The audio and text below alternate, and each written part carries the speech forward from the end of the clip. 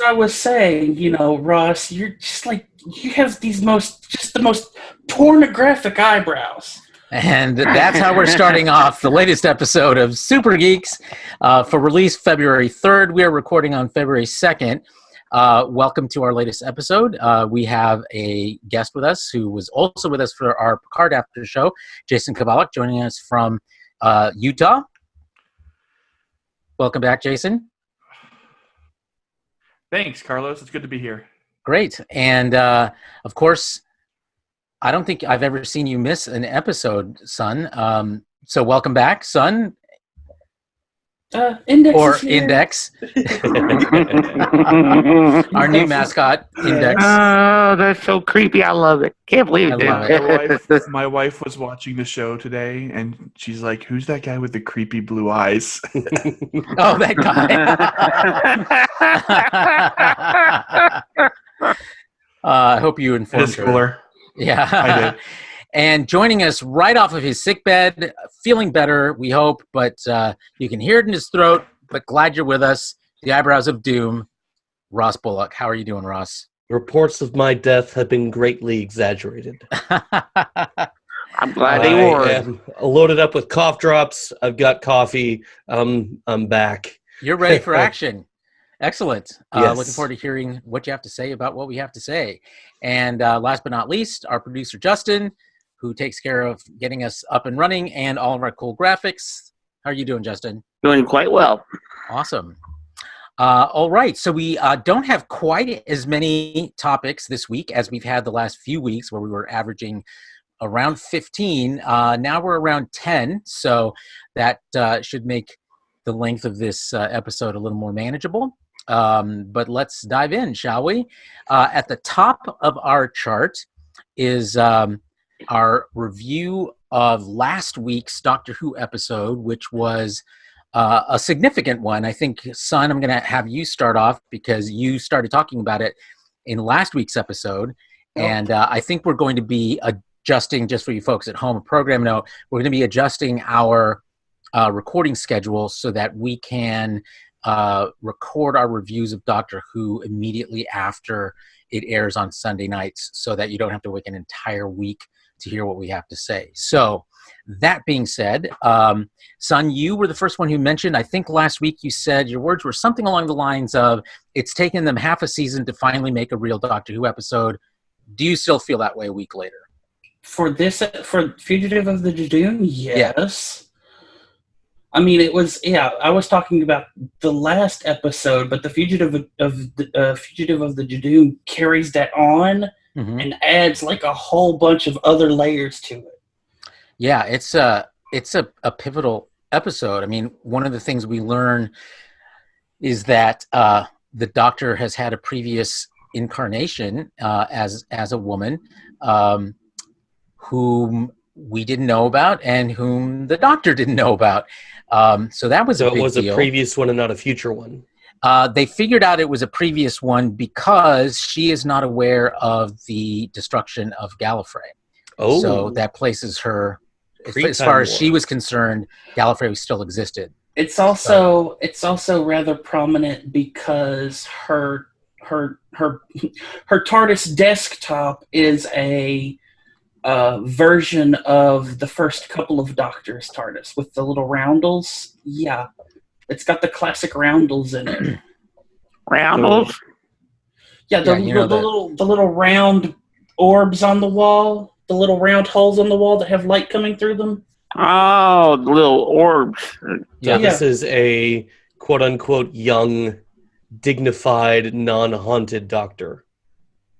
Definitely pre-War Doctor, and definitely pre-Time War. It's also a little bit weird because shoot, I just lost my train of thought. Well, when you think about it, jump back in.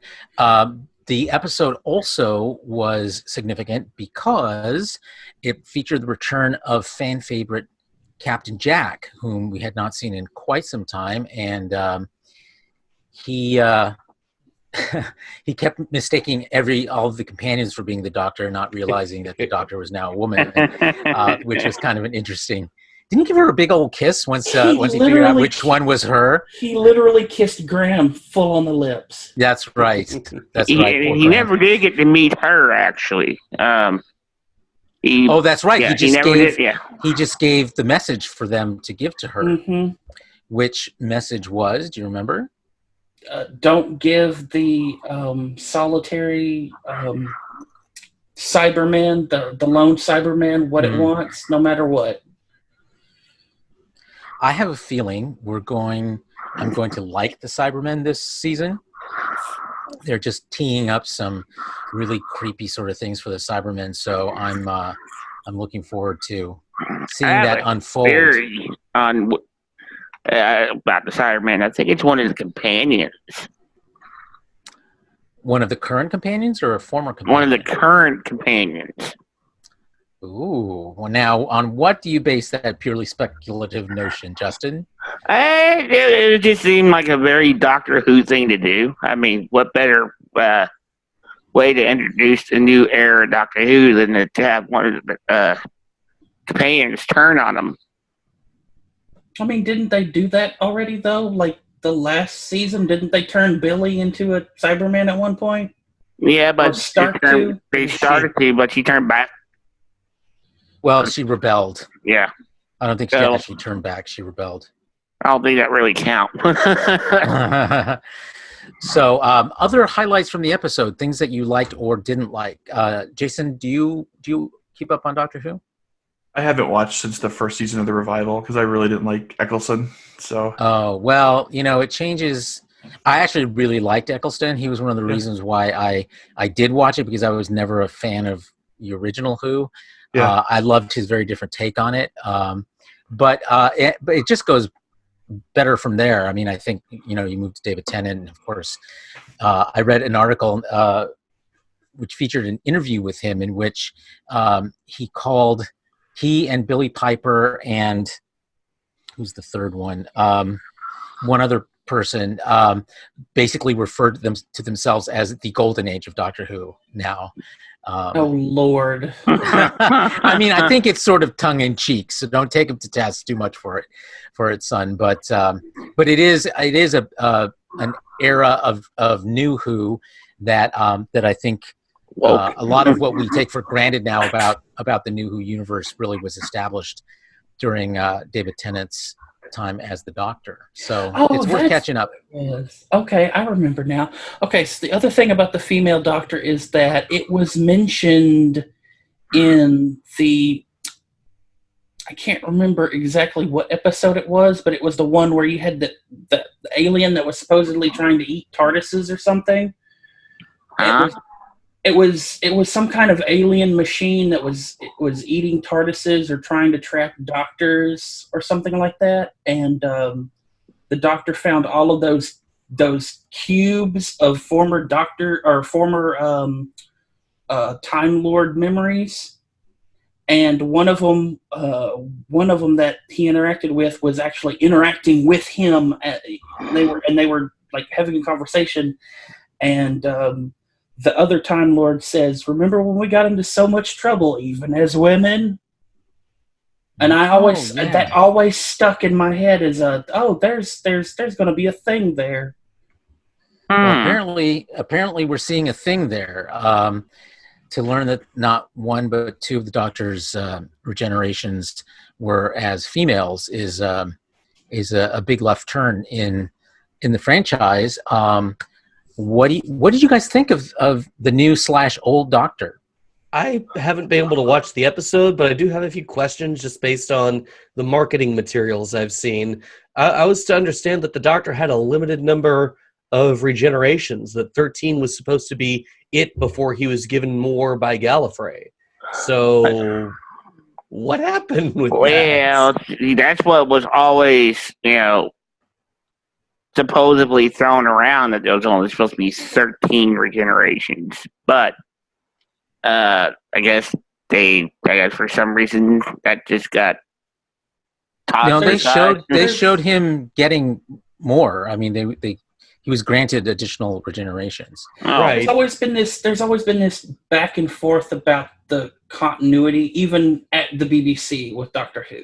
Mm-hmm. And from what we've seen of the current Doctors, even from the rebooted stuff, every time he regenerates or the Doctor regenerates into a new form, the regeneration itself gets much more energetic and much more violent.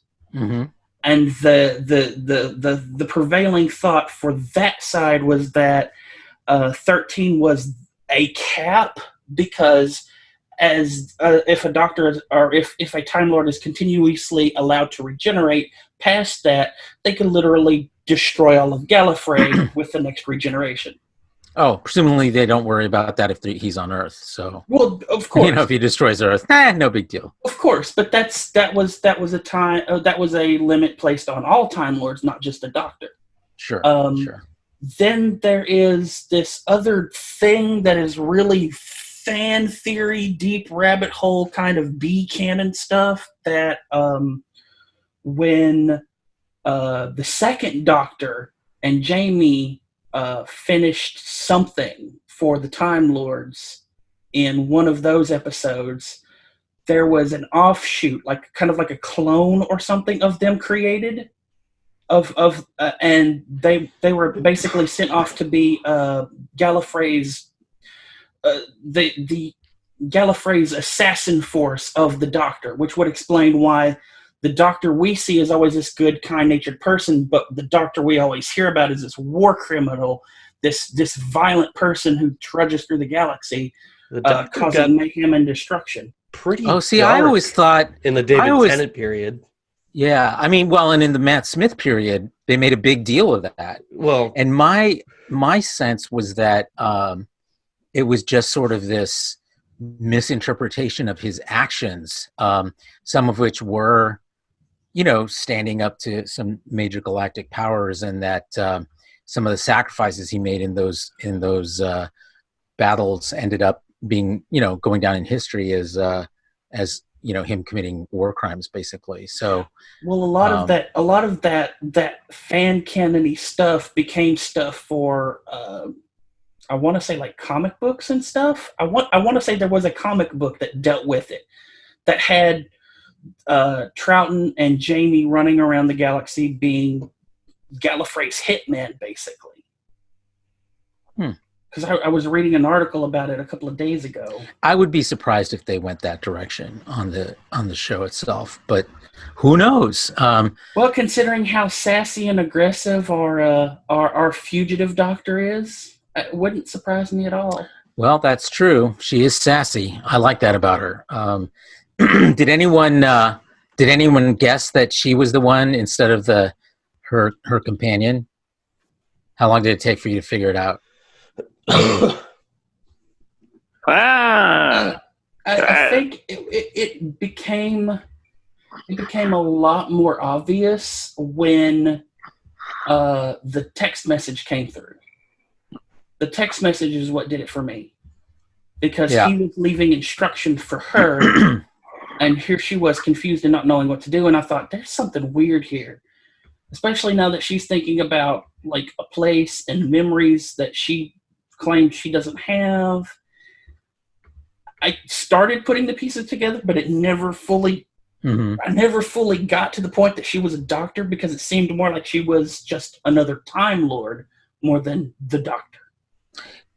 Yes, that's true. I figured out the Time Lord thing long before I realized she was also the Doctor. So yeah, she's kind of had that mannerism about her, I guess. I don't know, she's had that way. The Doctors act a certain way, and he's kind of, you just kind of tell there's something off about her. I didn't think it was a Doctor until we got closer to the lighthouse scene. Then I like, Doctor. That's a Doctor.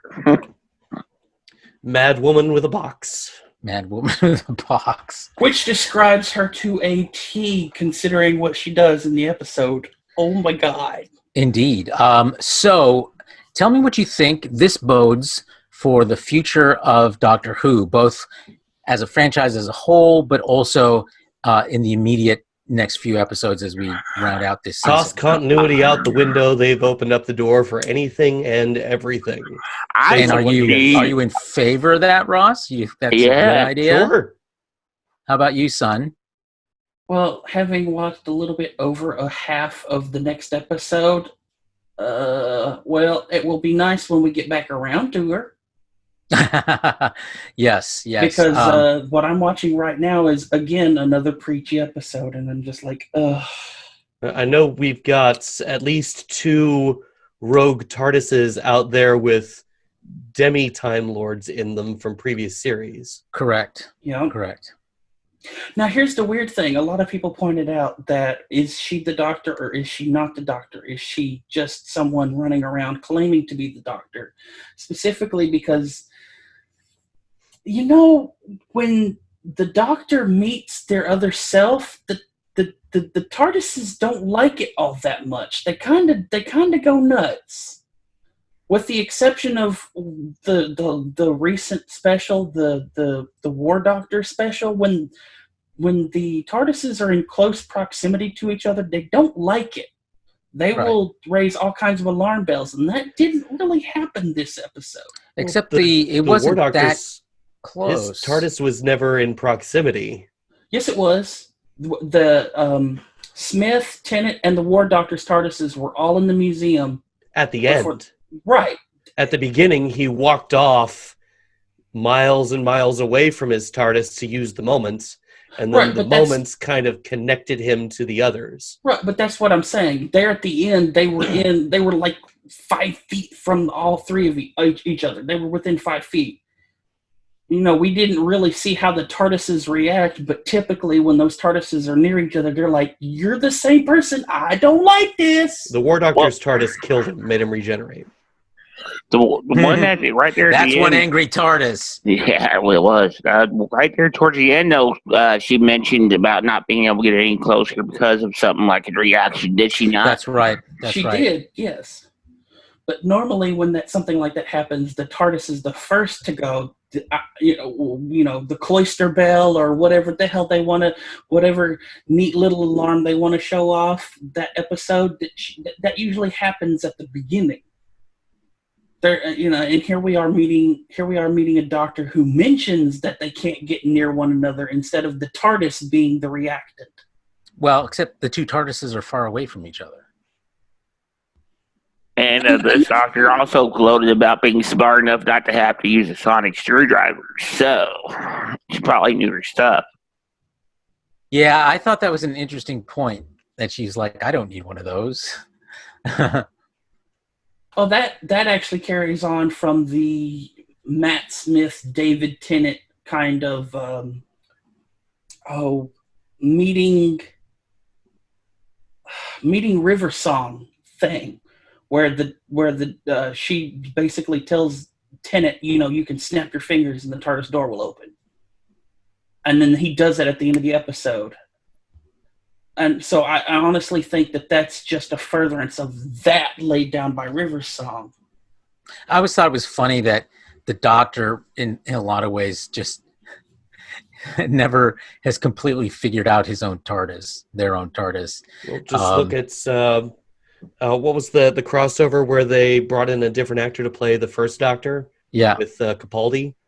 Just the differences in how they treat their TARDISes. Mhm. The first Doctor just saw it as a machine, a vehicle, a ship, where later iterations they explored the TARDIS as more than just a ship, something with a mind, a consciousness, a will, and a connection of multiple different kinds, ranging from, well, almost romantic at one point when the TARDIS actually manifested as an individual. I remember that one. Yeah. That was wasn't that the bride of the Doctor?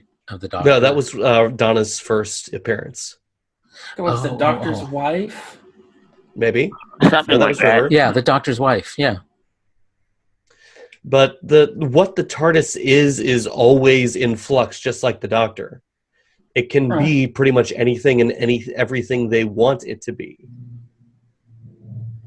We now know that it's not just bigger on the inside with the control room. It's got a damn star powering it inside.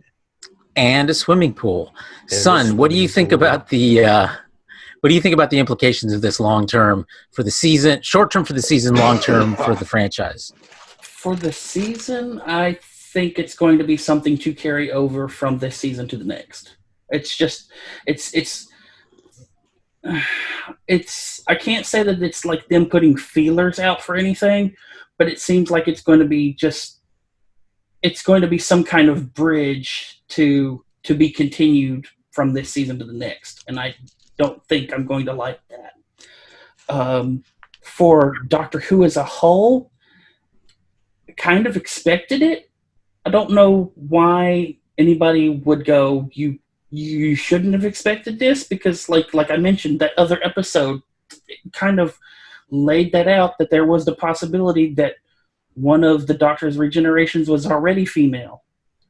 We just never got to know it. That's right. I remember you pointing that out when that happened. So you were right yet again. Justin, your turn. I think we're going to get one hell of a plot twist. Probably at the end of the season. It's going to have to do with the Cybermen and 12's regeneration. Whether it's going to be into this Doctor, or I would love to see Grace's story as the Doctor. That just be interesting to see, like a precursor to what we know as Doctor Who. I think that would be kind of a neat little thing. Maybe go back a season. See, that's the thing that caught me about this episode. Like, the first few minutes of this episode, I thought we were actually watching a flashback of young Graham and his wife. Mm-hmm. Like, they were. Right. Okay. She looks so much. She reminded me so much of Ryan's of Grace. Right. Yeah. But it turns out her name is Ruth. Mm-hmm. That's why I thought she was there too. So, I was like, is that Grace? So yeah, then finding out she's Ruth, and I'm like, oh, this is a different couple. Okay, well, there goes that dream shattered. I think the implications are big. I hope the implications are big as we explore more of who the Doctor is. And following up on one of my comments from last week, which was around my reiteration of the fact that I really like these three companions, but they weren't really giving them enough to do. I think we saw a turnaround on that a bit in this episode, where they actually did do things on their as individuals and stand up to the Doctor, and the Doctor actually started confiding in them.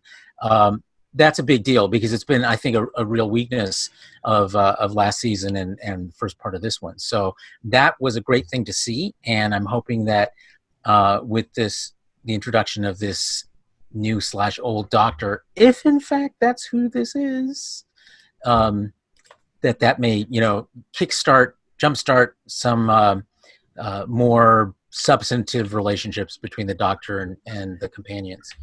Now, I did have a George theory, though, on this at one time. Oh, boy. I've been loving your George theories of late.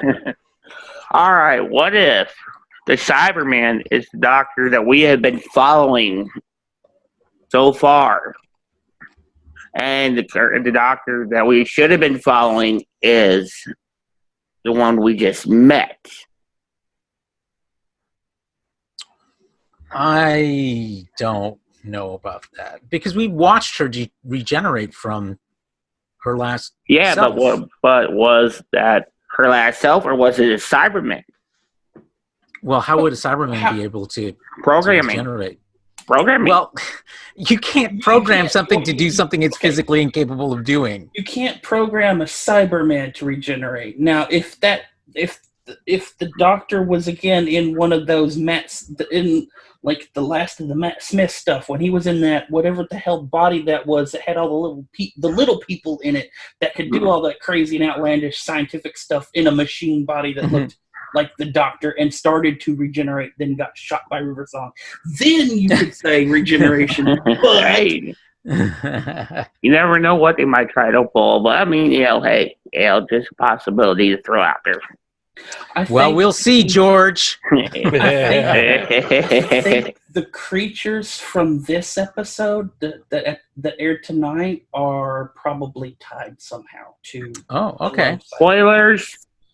I was happy to see. Well, she didn't say anything about him. I was happy to see the Judoon return. I've always loved the Judoon. They're, I think, just a great race. They can be both serious and hilarious at the same time. Oh, Yeah, the that was Judoon so was horrible. She dehorned the captain of the Judoon. that was hilarious. Oh yeah, that was. Oh, That was brutal.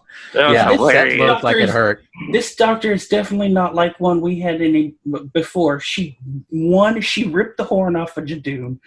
And she was using a gun. Two, she had a gun that was basically made to fry the user when, and then But to her credit, to be fair, she told her again and again, don't shoot it, you'll regret it. Don't shoot it, don't do it. Right. And I love how she told the doctor that. He's like, hey, I warned her. I said don't do it. Well, and then on top of that, when the Judoon want to arrest her for having basically murdered this other person that's been tracking her down, she's like, we're in interstellar. We passed interstellar space about 12 seconds ago. This law doesn't apply. Man, that's some Weasley Missy Master type shit, isn't it? Yeah, it really was. That was one of the good moments I really liked about this episode, is that they really did use the lore, and they really did do some callbacks and still kept this moving in a future direction. So, okay. Well, I think that's going to cover us on our review this week. We're looking forward to next week's show, which is actually showing tonight, but we'll review next week, and then hopefully we'll be on a schedule, and it will end up doing 2 episodes in one in order to catch up. So, we'll figure that out and let you folks at home know about how that's going to work. So that brings us to our second topic of the day, and that is the 10th anniversary of Star Trek Online, and they're doing all kinds of stuff. So who wants to lead us off on this? Ross? All right. Today, as a matter of fact, is the 10th anniversary of Star Trek Online. I was one of the original launch players back when it was a subscription game, $12 a month. It was a very humble thing. Produced by Cryptic Studios, published by Atari of all companies, and started off pretty strong for about a year or so. And it's really surprising to look back and see a lot of the quality that was there early on, but also a lot of the rush. I'll paraphrase the development of this game. It was kind of tortured. Son, help me out. What was the original developer for the game? Do you remember? I can't rember. Honestly. She's processing. Right when you asked her oh God, that's been so long ago. It wasn't Cryptic. It was started with a P. Wasn't Perfect World? Was it Perfect World? No, Perfect World came later. Anyway, the original developer spent about 2 years in development. They had a kind of different idea of where they wanted to go with the game. You'd start out, you'd be on a starship, you'd be a member of the crew, and the captain and other senior officers would give you missions at a planet, and you'd go down like that. But that company went under mid-development, sold their license. Is that Perpetual? Perpetual, yes, thank you. Power of Google. Thank you. Indeed. Yes. They went under, sold their license to Cryptic, and Cryptic in about, I think they said 8 months, came up with the basic engine to do both space and ground encounters, and then produced the game. Kestrel, Christine Thompson did an amazing job writing both the path to 2409, summing up the history from Nemesis to starting the game, doing a massive rewrite when she got the word about what was going to happen in 09. She said in a couple interviews, she said she broke down and cried in her car because she had to toss out so much story that she absolutely loved. How does the game manage? I've never played Star Trek Online. How does the game manage big changes in the canon? How did they adjust for Discovery? How are they adjusting for Picard? Alternate timelines. Yes, Is that really it? I mean, is that... Well, no. When Discovery, when a bunch of stuff in Discovery happened, the ships for the way it's played out in the lore of Star Trek Online, the bulk of the ships that were built in the Discovery era, that we see in the Discovery era, were not built at Utopia Planitia. They were built in another system entirely. And some were built in a different system. Well, no, that's what they were building, the war fleet against the Klingons in a completely other system. And so that the Klingons wouldn't go full-fledged and attack the Sol system in Utopia Planitia. The system itself had some kind of major accident with its star, and this nebula basically ran rampant over the entire system and covered the shipyards, effectively making a ship graveyard of half-built ships. And all these years later, this nebula has started retreating, and the current Starfleet has found all of these old ships and old designs and started taking from them and immediately updating because of all the wars we've already gone through in Star Trek. There are a lot of border conflicts and brush fire, and then of course there's the big Iconian War. The story of Star Trek Online largely bridges gaps, with the exception of things like, with their first big featured episode, they introduced a new species called the Defera, but they tied in both the preservers from TNG to TOS and back again. They bridged the Augment story. They retold how the Klingons lost their ridges and then got them back again through some time travel, timey-wimey shenanigans. Yeah, Miral Paris was involved. They've done a really good job about connecting threads that were kind of left out. One of my favorites that they did was leading up to the Iconian War. Remember the TNG episode Schisms? Yes. The one with the clicker aliens that were abducting people off the Enterprise. That were abducting Worf and stuff like that. And Riker and others. Mm-hmm. They named them the Solanae. Turned them into a servitor race of the Iconians. And by the way, they're the ones that built the Genolan Dyson sphere where they found Scotty. Ah. Yeah, so I mean, it's basically, they take this backstory and expand it. Like, okay, you can go in now and pick out any era you want to start off in, but eventually you wind up in the current day Starfleet. Somehow, some way, you wind up in 2409, 2410. Yeah, it's 2410 now. And you start off in the original series. You start off in Discovery. You can start off as Klingon, Romulan. I mean, you all end up in the same timeline. It's so cool how they do it. When the game started, it was the primary faction was Federation Starfleet. You could play as Klingons, but only as a max level character. You had to level up your Starfleet character in order to play as Klingons. I think it was called Monster Mode in Lotro. Yeah, I think so. But eventually they fleshed out the Klingon experience, gave them their own storyline, which is awesome. You team up with Emperor Kalis and fight the Fikiri. Mm-hmm. You actually go to Grethor and fight. And then later on in one of the more recent expansions, they actually gave a scientific reason that the Fikiri exist. Spoiler alert, the Dominion created them. and then they flesh out the Herc. And of course the Borg, and the Borg are so again and again and again with the Borg and again. So the Klingons. Well, everything comes back to the Borg, guys. And is their first Borg, their first all new faction was the Romulan Republic, which is one of my absolute favorites. Jason, you have a question? Yeah, is the Borg mothership still V'ger? It's a smaller version of it. It's more it's symmetrical. Yeah. So it doesn't have that big flared end. It's a big cone with the ribs in the center. I'm not going to say what it looks like.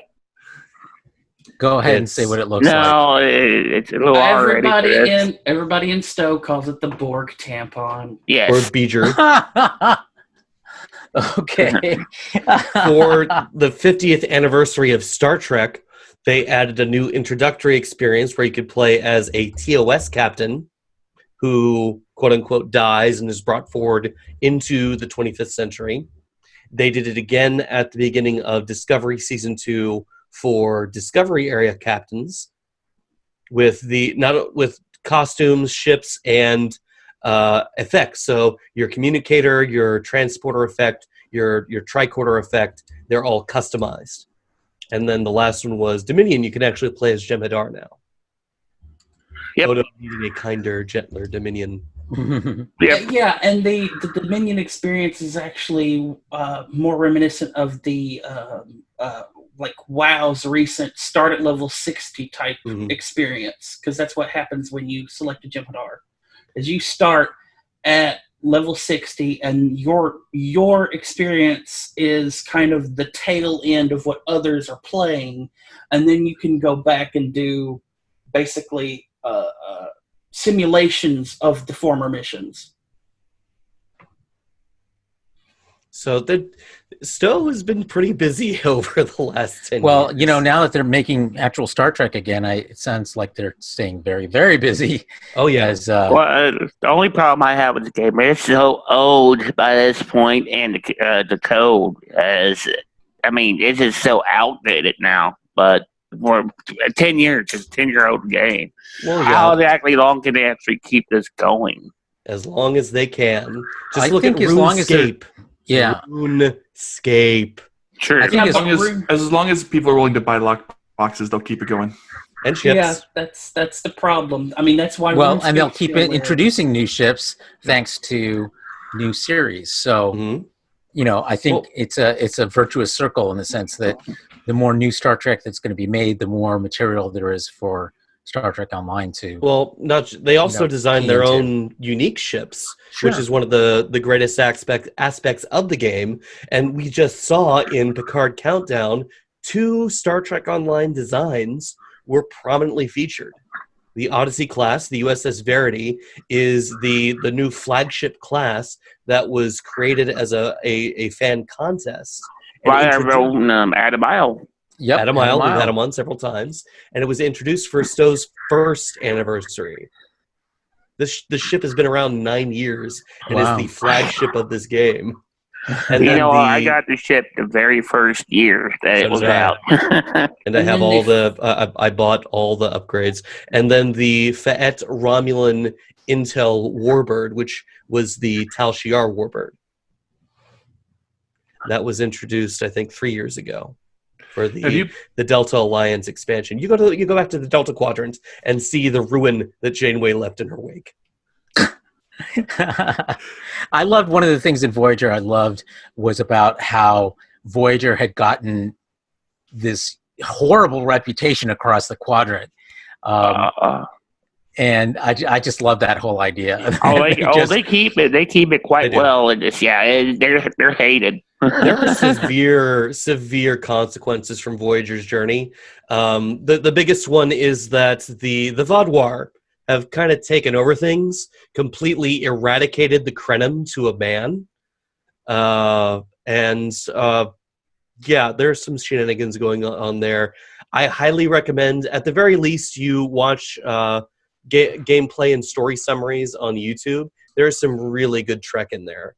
I think 5 years ago, my last time at STLV, I spent almost the entire convention talking to what's the name of the comic book artist? He did all of the Mirror Universe comics, the recent stuff. Hang on, I've got it here somewhere. Anyway. Oh yeah, they touched the Mirror Universe a lot in this game too. There's a whole expansion. Admiral Lita is the big bad guy. We talked about all of the possibilities that Trek can do, and he was thinking of all the stories he could tie in comic book form. Well, I guess we'll see that unfold. Yeah. There's also an anniversary episode that they usually make an anniversary Oh, it's so episode good. every year, and this year it's 2 episodes because they've taken an idea from a couple of years ago, which was have the mission change depending on the choices made during it. And the first part of the mission is making those choices, and the second part of the mission, or the second part of the story, the second episode, is the ramifications thereof. And oh my God, I loved how they did that. You know, it took me back to playing games like Starfleet Academy and Klingon Academy. Sorry, J.K. Woodward. That was his name. And that's it. That's what it took me back to, the way they did those storylines for the anniversary episode. It was playing Starfleet Academy again, and I loved it. I loved how they did these episodes. Jason, have you played Star Trek Online? I think we lost him again. I think we lost Jason again. Oh. Because he looks very good. I'm here. Oh, there you are. I'm here. Yeah, so I haven't played since they dropped the Mac client. Yeah. I've considered getting an Xbox for my kid or a PlayStation 4 for my kid, but we want the Switch. So I get an Xbox for me, but I want to make sure that the console version is at least as enjoyable as the computer version. You know, you can get the Steam and run the Steam OS and install it that way through the Steam beta. Oh, can I do that? I'll have to check it out. Yeah, check it out. I mean, I just got a new laptop, so I could wineskin it. My old laptop wineskinning, right when the Mac client came out, wineskinning it was just really starting to give me really bad experience. So maybe now that I got the new laptop, I'll try it. Okay. All right. Let's move big bad into for the episode, though. This anniversary is the reintroduction of the Excalbians. Oh, From I never TOS. Complete with Abraham. Complete with They Abraham. were the lava Lincoln. monsters with the claws. Yes. Weren't they the ones that brought like Abraham Lincoln and Yep. And Turok? Yeah. Yeah. And Yeah, so now the talking Abraham lava Lincoln is creatures. ambassador. This time I they thought made they you were face dumb. all your biggest choices that you've been making from throughout all of Stowe and beyond. They brought in Sonequa Martin Green to reprise her role as Michael Burnham, and we got to see 7 of 9 in her Picard costume. She even dropped a reference to the Fenris Rangers. We got not only did we get Picard 7 of 9, we got dual wielding rifles 7 of 9. Yep. Mm-hmm. And you can also get the rifles as a pickup. They're in the mission. Oh, good Lord. Okay, we're going into the Potentially weeds a season bit here, 3 folks. Burnham. So I'm going to move us on to our next topic, which is not on the Trello, but something that you mentioned, Ross, made me remember that I did want to talk about this a little bit. As we know, the 3rd issue of the Picard Countdown comic was delayed until after the premiere of the show. I finally got it. It came out this week on Wednesday. I got it, I think, on Friday and finally read it. And I have to say, I'd love to hear what you guys think about it. I have to say I was disappointed. I thought it wrapped everything up a little too nicely. All the stuff that the second issue, all the conflicts and stuff that they created that you think would be a big deal in the 3rd issue, they just sort of, we figured out a way around it or whatever. Anyway, I didn't really care for it, other than seeing Laris and Javon, but the other big pieces of it, I was not a big fan of. I just didn't think it was a big deal. What did the rest of you think? Justin, was that you sighing a sigh of sinus? Okay, this was not how we were all thinking it was going to turn out. We all thought this was going to turn out differently, because I remember when we were having our discussion on this comic, it took a complete left turn. It was a real letdown, because we figured, hey, they're delaying the story. It's got to be a reason that they're delayed it. And it was just okay. That kind of was underwhelming. The only thing that I could imagine is the whole thing about except they revealed that that Laris and Javon were Tal Shiar in the what episode of the series did they reveal that? I don't think they did. They have the second one. It was Second the one. second episode. Oh, but it was in the second. Yeah, it was the second issue of the. comic. But Yeah. second comic. So we knew that before we knew in the second episode. And the only other thing I can think of would be Jordan and Utopia Expedition. We knew that too. Yeah, so I don't know why the delay. It don't make no sense. Even with the delay, I thought it was. I just didn't. I mean, what did you guys think about how the storylines resolved? I don't get why Boring. Zevon turned against Picard only to turn back against the Tal Shiar. That whole thing was just. It just was ham-fisted, didn't you think? Yeah, I did. I mean, to me, it felt like they're trying to go one way with it, and then at the last second, they're like, "No, wait, we need to rewrite this. It needs to be this way."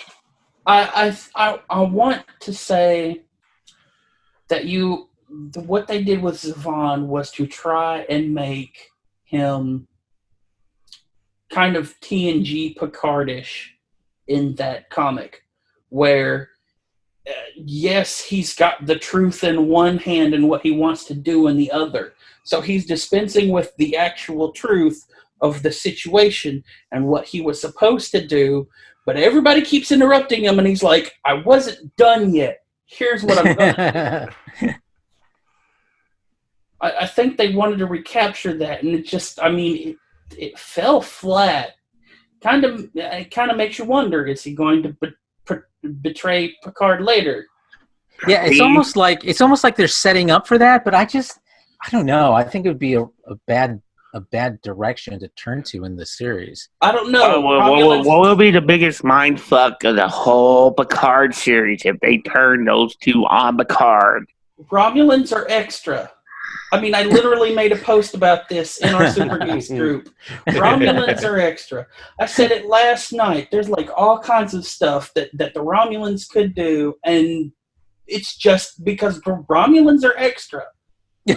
I'm George calling it now. They're going to turn on them. It's a George theory, and I'm sticking to this. Well, if it's a George theory, I came up with it first, so you can't take credit. Oh, well, okay. Well, that's in the name of George. We come up with the same theory. How's that? Was there anything you guys liked about this comic? Not really. I liked the Stowe ship. Well, other than that, notice a few model ships in LaForge's office.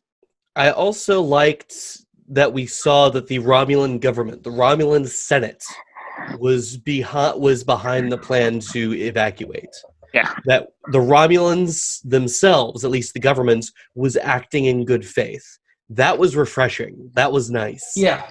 But it was the Tal Shiar that was acting, or the Jat Bash that was acting counter to their own interests because of their own paranoia. Mm-hmm. It seems, and I don't remember if she survived or not, but it seems like the Taurus from Nemesis, that mentality survived in what was left of the Romulan government, so that the cooperation could exist to save the Romulans.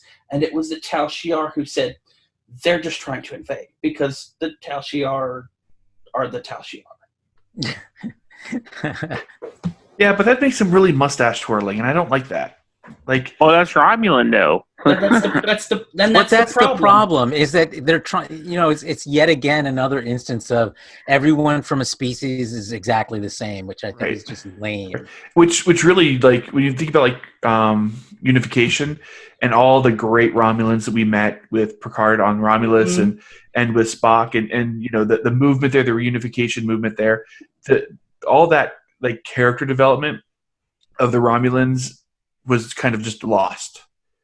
If that's the case, not necessarily. I disagree. That's not necessarily the case. What we have is, everybody keeps calling the Tal Shiar the Romulan secret police, but they're really, I mean, let's be honest, they're the Romulan version of Starfleet intelligence. They're just oppressive as hell, and it's that fear that keeps the rest of the Romulans in check against whatever the Tal Shiar has plans. This is why I say the Romulans are extra. The Tal Shiar literally wanted to get one dude because one dude had doubts. So they created a whole bunch of battle plans and invasion plans to funnel to one dude. and then went and put a satellite into the orbit of the system that this dude that the plans all said that they were staging their cloaked battle fleets in. So when he goes to that system, it's putting off readings like there is a whole bunch of cloaked ships. So what does he do? Cross the neutral zone, find the Enterprise, say, hey, they're going to invade. And what does the Enterprise do? Crosses into the neutral zone to go to the location. And it's like, hey, you've been lied to. The Romulans are extra, especially when it comes to the Tal Shiar. I love hearing you say that, son. Extra. Well, and the characterization and development of the Romulans doesn't go away. We got to see it continue in DS9 through the Dominion arc. That's true. In fact, I think DS9, one of the reasons I love it so much is that they actually, we got to see a lot of Romulans for once. We got to better understand them than we ever had before. So. And again, Romulans are extra. They decide to make a artillery base on Bajor's moon and almost go to war with Bajor. Oh, not just that. We have Senator Vreenak who meets with Sisko in good faith that Sisko has evidence of a Dominion plot. It's a fake. Or the lady who is supposed to be the one controlling the Defiance cloak that's been loaned by the Romulans. She got cloaked after that first episode. But Yeah, we never saw her again. right, but here's the thing. In that episode when the Dominion is running their whole simulation thing, what does she do? She runs to Sisko for help because even the Federation is agreeing that the Romulans shouldn't be in the talks because that was the Dominion's terms. Which isn't right. And here is a Romulan coming to a Federation commander for help. So we've constantly seen that when the Tal Shiar isn't involved, Romulans are pretty normal, average other people. Mm-hmm. When the Tal Shiar is involved, they're quiet as a lamb and they go along with the thing because they don't want to be fried. They don't want to be disruptor fried. That said, Romulans are a bit more passionate than the baseline, I'd say. Hence the extra in everything. True. I would agree with that. Well, they are like Vulcan, right? They have that Vulcan heritage. Yeah. Right, but they go back, to the rowdy Vulcans. Rowdy Vulcan. Extra Vulcans. Extra, yeah. Vulcan extra. Rowdy Vulcan.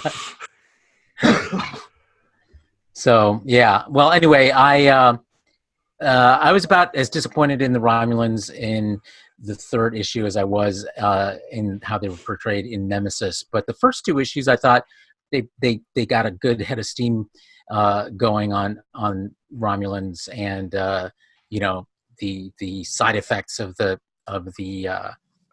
supernova, and then it just sort of fizzled there at the end. But I will luckily, say, yeah, go ahead. I really like the nope moments. When Picard finally gets a communicator, hails the ship, gets in touch with the governor. I have your ship. No, you don't. 3, 2, 1. You should feel a tingle right about now. Yeah, I mean, I loved his delivery of that line, but the fact that all of that happened off screen, off panel, I guess, it just made it feel like a Deus Ex Machina to me. So it's like I wish it kind of fizzled. That. I was really hoping for more. I was hoping for more of a tie-in to the series itself. When they delayed it, I thought, oh, there's got to be some kind of spoiler here. Nope, that left me feeling a little disappointed. Yes, but we got backstory for Laris and Javon, and I got to say, the years have not been kind to him. Wow. Well, I thought he was just imitating Picard. I love the way, as we saw more Romulans in the second episode of Picard, is there's some really different looking Romulans. There's some with like really elongated faces and the super elongated brows, and of course you see some with the ridges. So that was a kind of a welcome thing to see finally. I love the guy that was giving the safety brief. And the Romulans, while the Romulans don't like AI, they seem to like genetic modification. Yes, they do. Although Which we is can't weird. necessarily ascribe it to that, because there's plenty of, genetic variation amidst humans. Why shouldn't that be the case with Romulans as well? I mean, it was the Romulans that tried to fully clone Picard, so Yes, that is true. that's not genetic manipulation. I don't know what is. Right. I'm just saying that it's not necessarily my go-to reason for why we see Romulans that look different from one another. Sure. So we will see. But anyway, I thought it would be good for us to talk about that third comic, since it had finally come out. So unless anyone has any last words on Countdown, the next segment in our schedule is the review of our second to last Best of Picard TNG episodes. And this is number 9. And it is from the second season, Measure of a Man, which, as it turns out, is a fairly pivotal episode given what we're seeing unfold in Star Trek Picard. So, quick plot summary. Bruce Maddox, who works for Starfleet, wants to disassemble Data so that he can build more Datas. And Data obviously does not want that to happen because he's a living being, but he has to prove it in court, basically. And Picard stakes his own reputation on standing up for Data, and he has to face off the next senior officer, who has to be the prosecution, and that is his own first officer, William Riker, who actually does put together a pretty solid case against why Data should be deactivated in order to be replicated. But now we're seeing the results of this, kind of unfurl decades later now, as the issue of artificial life and rights for artificial life forms is front and center, as we're seeing turn out in Starfleet Picard. As you've seen this happen in Star Trek Picard, what does that make you think of the story threads that we see first kind of rear their heads here in this second season episode of TNG? Who'd like to start off? Jason, I'm picking you. So, I mean, this is actually one of my favorite episodes of The Next Generation.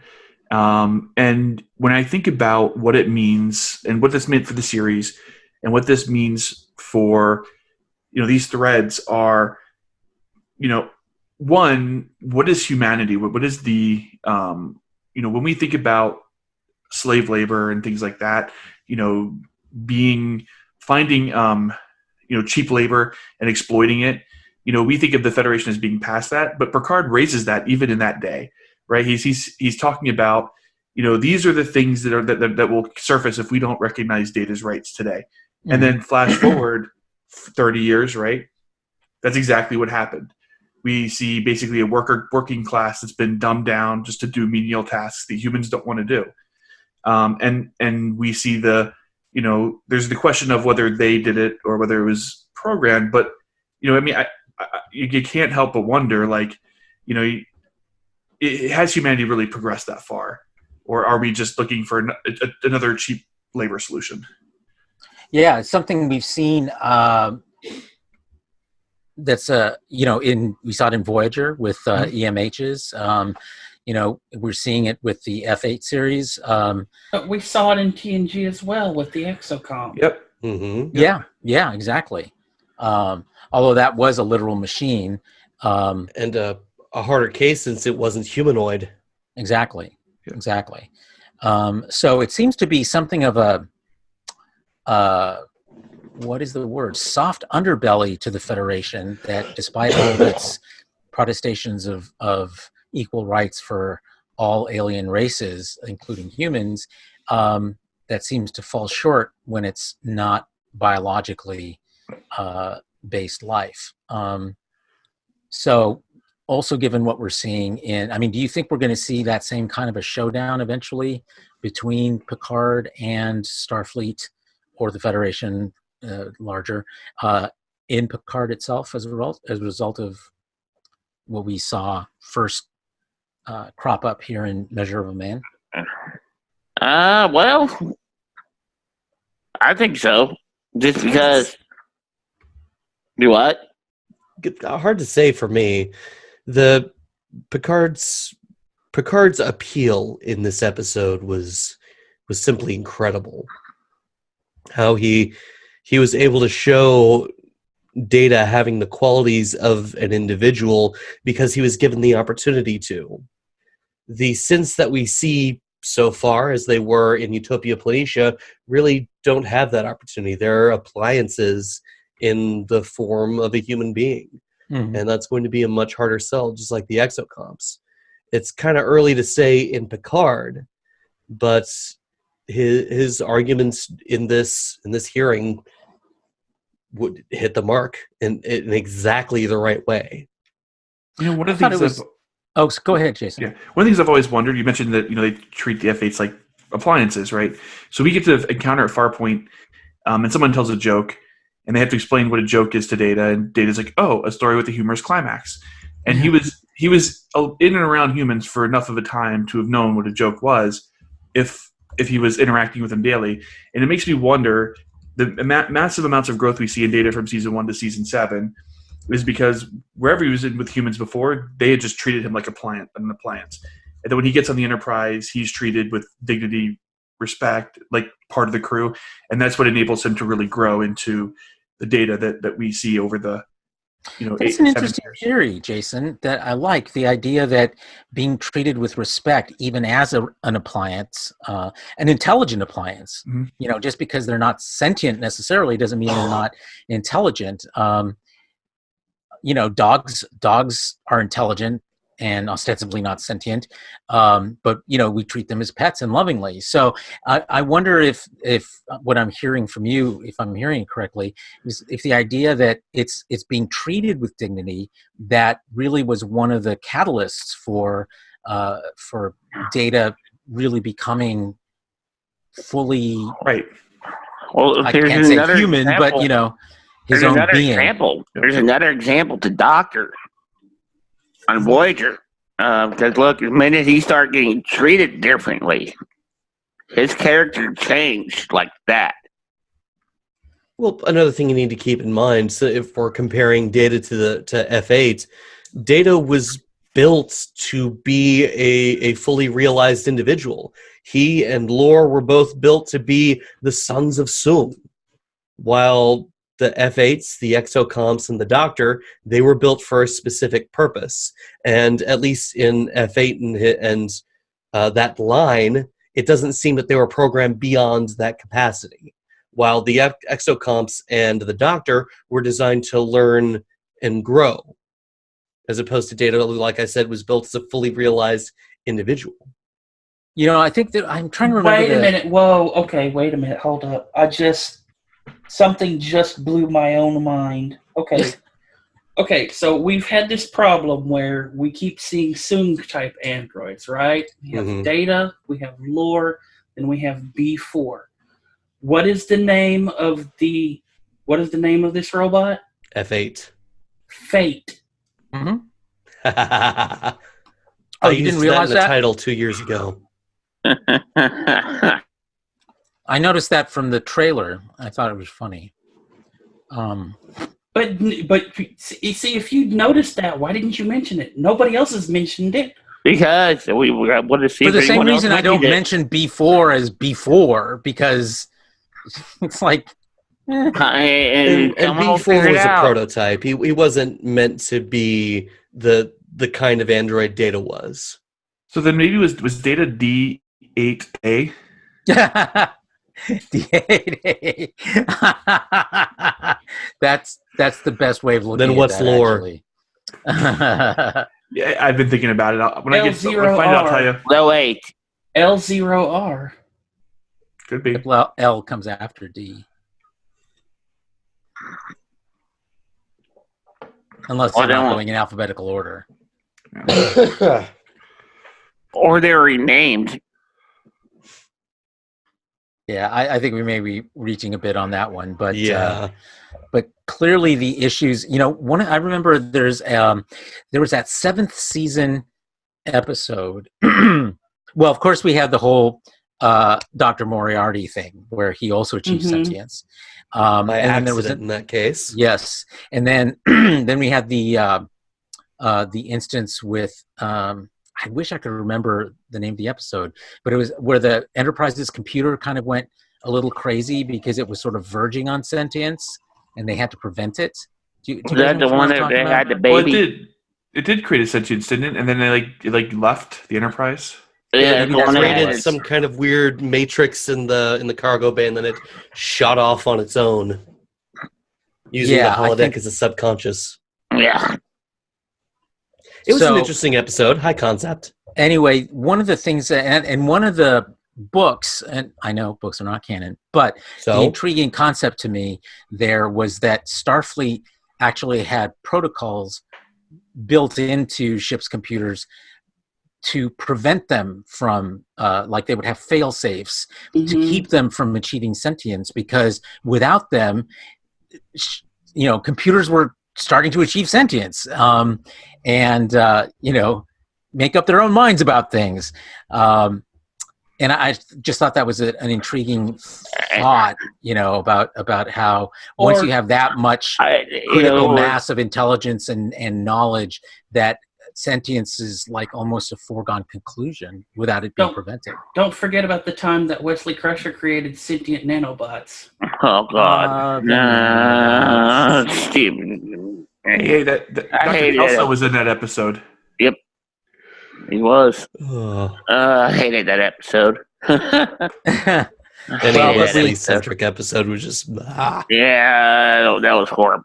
But no, another book that I know books are not canon, but whenever we're talking cares? about Data and Data's resurrection, indistinguishable from magic, it's a good book to read. You're thinking of the one where Body Dr. Electric. Sheen, yeah. Oh yeah, the one where Dr. Sheen comes back. Mhm. Yeah, that one, Body Electric. Yeah, thank you for the correction. It's been a minute since I've read those books. Yeah. Body Electric is a good book. We ought to do a series on the relaunch novels sometime. Most definitely. I would have to read them. They're good reads. They're I'm good sure they reads. are. I just don't know where I'd find the time for that. I just wonder how Cool. much you're going to pull from it for Picard. We'll see. We'll see, indeed. All right. Any last words on Measure of a Man before we move on to our next topic? One thing I would say is there's a YouTube video out there where a lawyer breaks down the episode. Legal Eagle. Really? Right. And right. if you haven't seen it, I recommend people go see it. it keeps popping up on my feed on YouTube, and I keep It was a thinking, good view. yeah. Can you summarize the points there, Jason? I mean, he just walks through like all the legal arguments about whether they did ascension or not, and I think he talks about how there's the opportunity for law. And it's just a really just good video to watch. It's because it breaks down the episode in a really succinct way, specifically, in a legal manner. Mhm. So it's just an enjoyable watch. My parting thought for the episode, the thing that struck me most about everything, beyond the arguments and the trial and everything else, is at the end, Data's capacity for forgiveness and compassion is staggering. Here he is standing in front of Bruce Maddox, a man who wanted to take him apart, who in public completely ignored his existence, Yeah. but coming to him privately to appeal to him personally, a coward by all accounts. But he forgives him and encourages him. And as we find out in later seasons, stays in touch Befriends with him him. and gives him more information. And as we see in Picard, that ended up being quite a bit of information. And then So- offers that same forgiveness to Commander Riker, who did his best to try and boil him down into nothing but a machine. That is probably the thing that struck me most, in more than anything, in this episode. And Jonathan Frakes' performance in the episode is amazing. Mhm. Man, I know a lot of people talk about Patrick Stewart being, one of the, best Star Trek actors, but like you can see, like when he like twists off Data's arm yeah. and pulls it off, and he says, or he turns off Data, he says, Pinocchio is broken, his strings have been cut. You can just see like he like is totally conflicted with his face. Like he's like, yes, I did what I had to do, but like he feels really bad about it. Mhm. So The weight of All duty. right. Well, I think we'll see more of those kinds of moral dilemmas as Picard unfolds. So we'll stay in touch about that. Okay, moving to our next topic. This came from an article that I came across on Digital Spy, in which called "Did Picard's premiere make a mistake?" And they take the series to task for not having, as Discovery did, gay characters in them. And I thought it was well. So some people are upset about that. Did you guys get a chance to read the article? And what do you think about this notion? Yeah, I got a chance to read it because I'm the one that posted the card for it. Oh my God, this article is so full of. Okay. So we call the one group the Fandom Menace or the Dark Circle. Okay, can we call these people Revenge of the Woke? Can that we works please, for me for now. Can we please call these people the Revenge of the Woke? Because this is what you hear these people. This is what you hear people talk about when they go, "It's never good enough for these people," because you can't have a gay character and that gay character go through any kind of trouble or trauma because it's bury your gays or fridging or this, that, or the other. And yes, those are tropes. Those are tropes for a reason. It's because they're common story elements to get a story from point A to point B. Okay, cool. You did it with a gay character. And yeah, I'm right there with you. The gay character was dead until the gay character came back. Gay character still came back. They had this planned all along. There was no mistake to fix in bringing Culbert back because he was never fired from the show or let go from the show. So this article seems really weird as hell, saying, how do we not have a gay character in Picard already? And it's like, because if you look to your left and your right, do you know that the people sitting next to you are gay unless they go, oh, hey, I'm a vegan? And we've only met like 4 of the ensemble, right? 4 of the main characters. Well, and even if none of them turns out to be so, I mean, the idea that, representation isn't about quotas. And, I'm all for representation. I love it when I see, when I see my people represented. But at the same time, it should serve the story. Culber and Stamets serve the story. We don't really know exactly what Picard's story is yet because it's still unfolding. And that being the case, the idea that somehow they should have shoehorned characters like this in, especially in just the premiere episode. I mean, this was based on just one episode of the show. And for them to leap to this conclusion so quickly, I think just wasn't warranted. Right. No, I agree. And then, I think to point out, like, the situation between Culber and him dying and coming back. But I mean, that wasn't a mistake. I think his son said, it was an integral part to the way the first season completely unfolded. And then, and then bringing in, and it served up the conflict there. You wouldn't have had the conflict between Stamets and Tyler towards the end. And then going into the next season.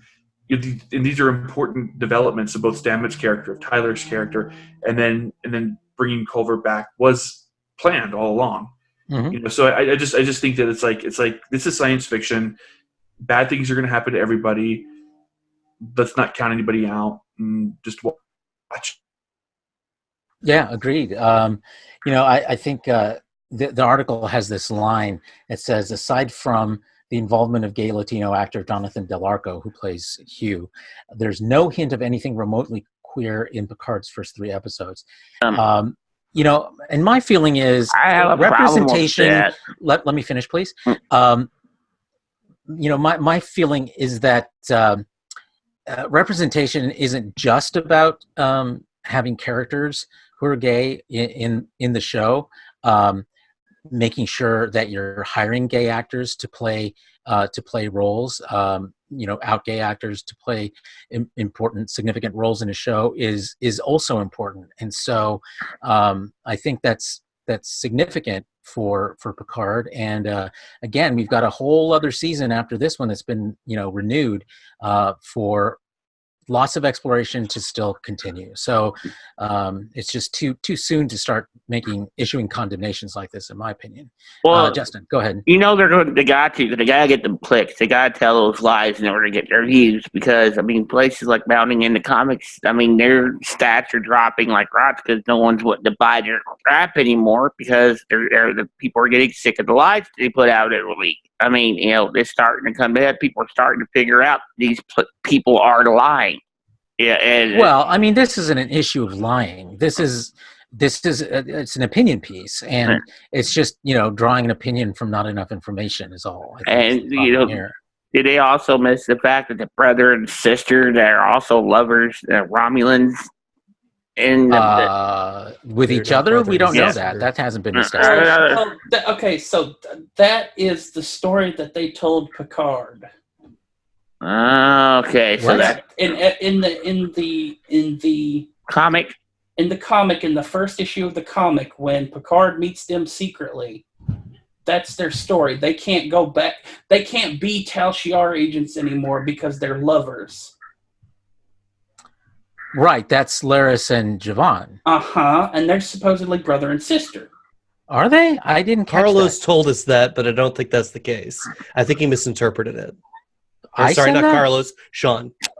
Oh, yeah. I never Well, got that's that something impression that from gave Sean. Sean told us Well, that after seeing the premiere. I thought you said that wasn't the third episode. That was sorry, spoilers. This article seems to be not seeing the forest for the trees. They're looking for problems where there currently are none, and it seems like they won't be happy until someone is parading through the background with a pride flag. No one wants token characters in their shows. We've gone through that, and they, like we said, they don't serve any purpose except for, hey, look, we've got someone. Shut up. We don't want that. If there's going to be gay characters, they need to serve a purpose in the story. They need to have a meaningful impact in the story and a meaningful impact in the viewer. Well, it's just like that nonsense they tried to pull over the Mandalorian that it didn't have a female lead right away. Remember those articles? They're complaining that he didn't have a female companion at the start, and it wasn't woke and all this nonsense. They just look for things to complain about. They want to, it started a movement against something if it's not to their liking. It's totally ridiculous anymore. I yearn for the days where I could just look at ridiculous pieces and laugh, like Return of Kings. This is why I refer to them as Revenge of the Woke, because they come after a product to say it's not woke enough. Revenge of the Woke. We're trademarking that. Yeah, it is. I like it. We'll maybe have that as a occasional segment. But Son. this actually goes further than Star Trek itself. You were talking about tokenism, Ross, and we kind of get that in stuff that doesn't really have to have an in-depth story. Like The Simpsons for years had a poo. I don't remember a whole coalition of Indian people saying we need an Indian character in The Simpsons. They literally just had an upstanding moral Indian citizen in the show. That was more stereotype than tokenism. True. It is a stereotype. And in fact, who does his voice? That Yes. actor said he would no longer play that character. Yeah, he's done. No more Apu. At least he's no longer Apu. They removed Apu entirely. But Well, the point because he was, said he wouldn't play him anymore. But people were making a big deal about the stereotypical view of Apu, and so Hank Azaria, he's a great actor, and in cancel culture, why would you continue to do something that the vast majority of people find, or maybe a very vocal minority find objectionable? You bail, right? Yeah. I mean, his career is more important than just Apu. So, but see, that's the thing. As token as or as stereotypical as Apu was in the, the convenience store owner / clerk guy, he was still this moral and upstanding citizen of the community. He was still a guy who, when the story actually focused on Apu, you learned that he sent money back to his family with the profits he made from his store. He By used the putting money out from expired milk and meat. Well, I mean, come on, it's a capitalist system. But you still have this guy who, at the base of it, is a decent human being. When he's interacting with the other community, and I don't think anyone disputes that. I think the idea, though, is that at its conception, it is built on a stereotype. Well, sure, but where are the people who are outraged over Seamus? Over what? Seamus, the school janitor. That's really this mix between a Scottish-Irish character. That's always pissed That's at Willie. everything. That's Oh, Willie. is it Willie? You're Okay. Willie, right. Okay. Seamus is the one from Family Guy that has the wooden arms and legs. Okay. See, I get those two confused all the time in name, because I always think of Willie as the Get off guy my with lawn. the wooden arms and legs, because he's Willie the Wooden Man. Okay, so I get those two confused, so forgive me. But yeah, you don't have people being pissed off at Willie the groundskeeper in The Simpsons, and he's a stereotype. He's not a stereotype as a groundskeeper.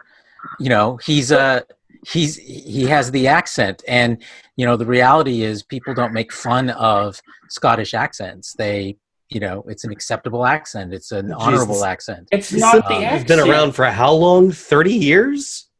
At least? 20, yeah, probably close to 30. Close to 30 years. Think about how much society and social norms have changed since then. There's going to be problematic stuff, and they've changed a lot of that.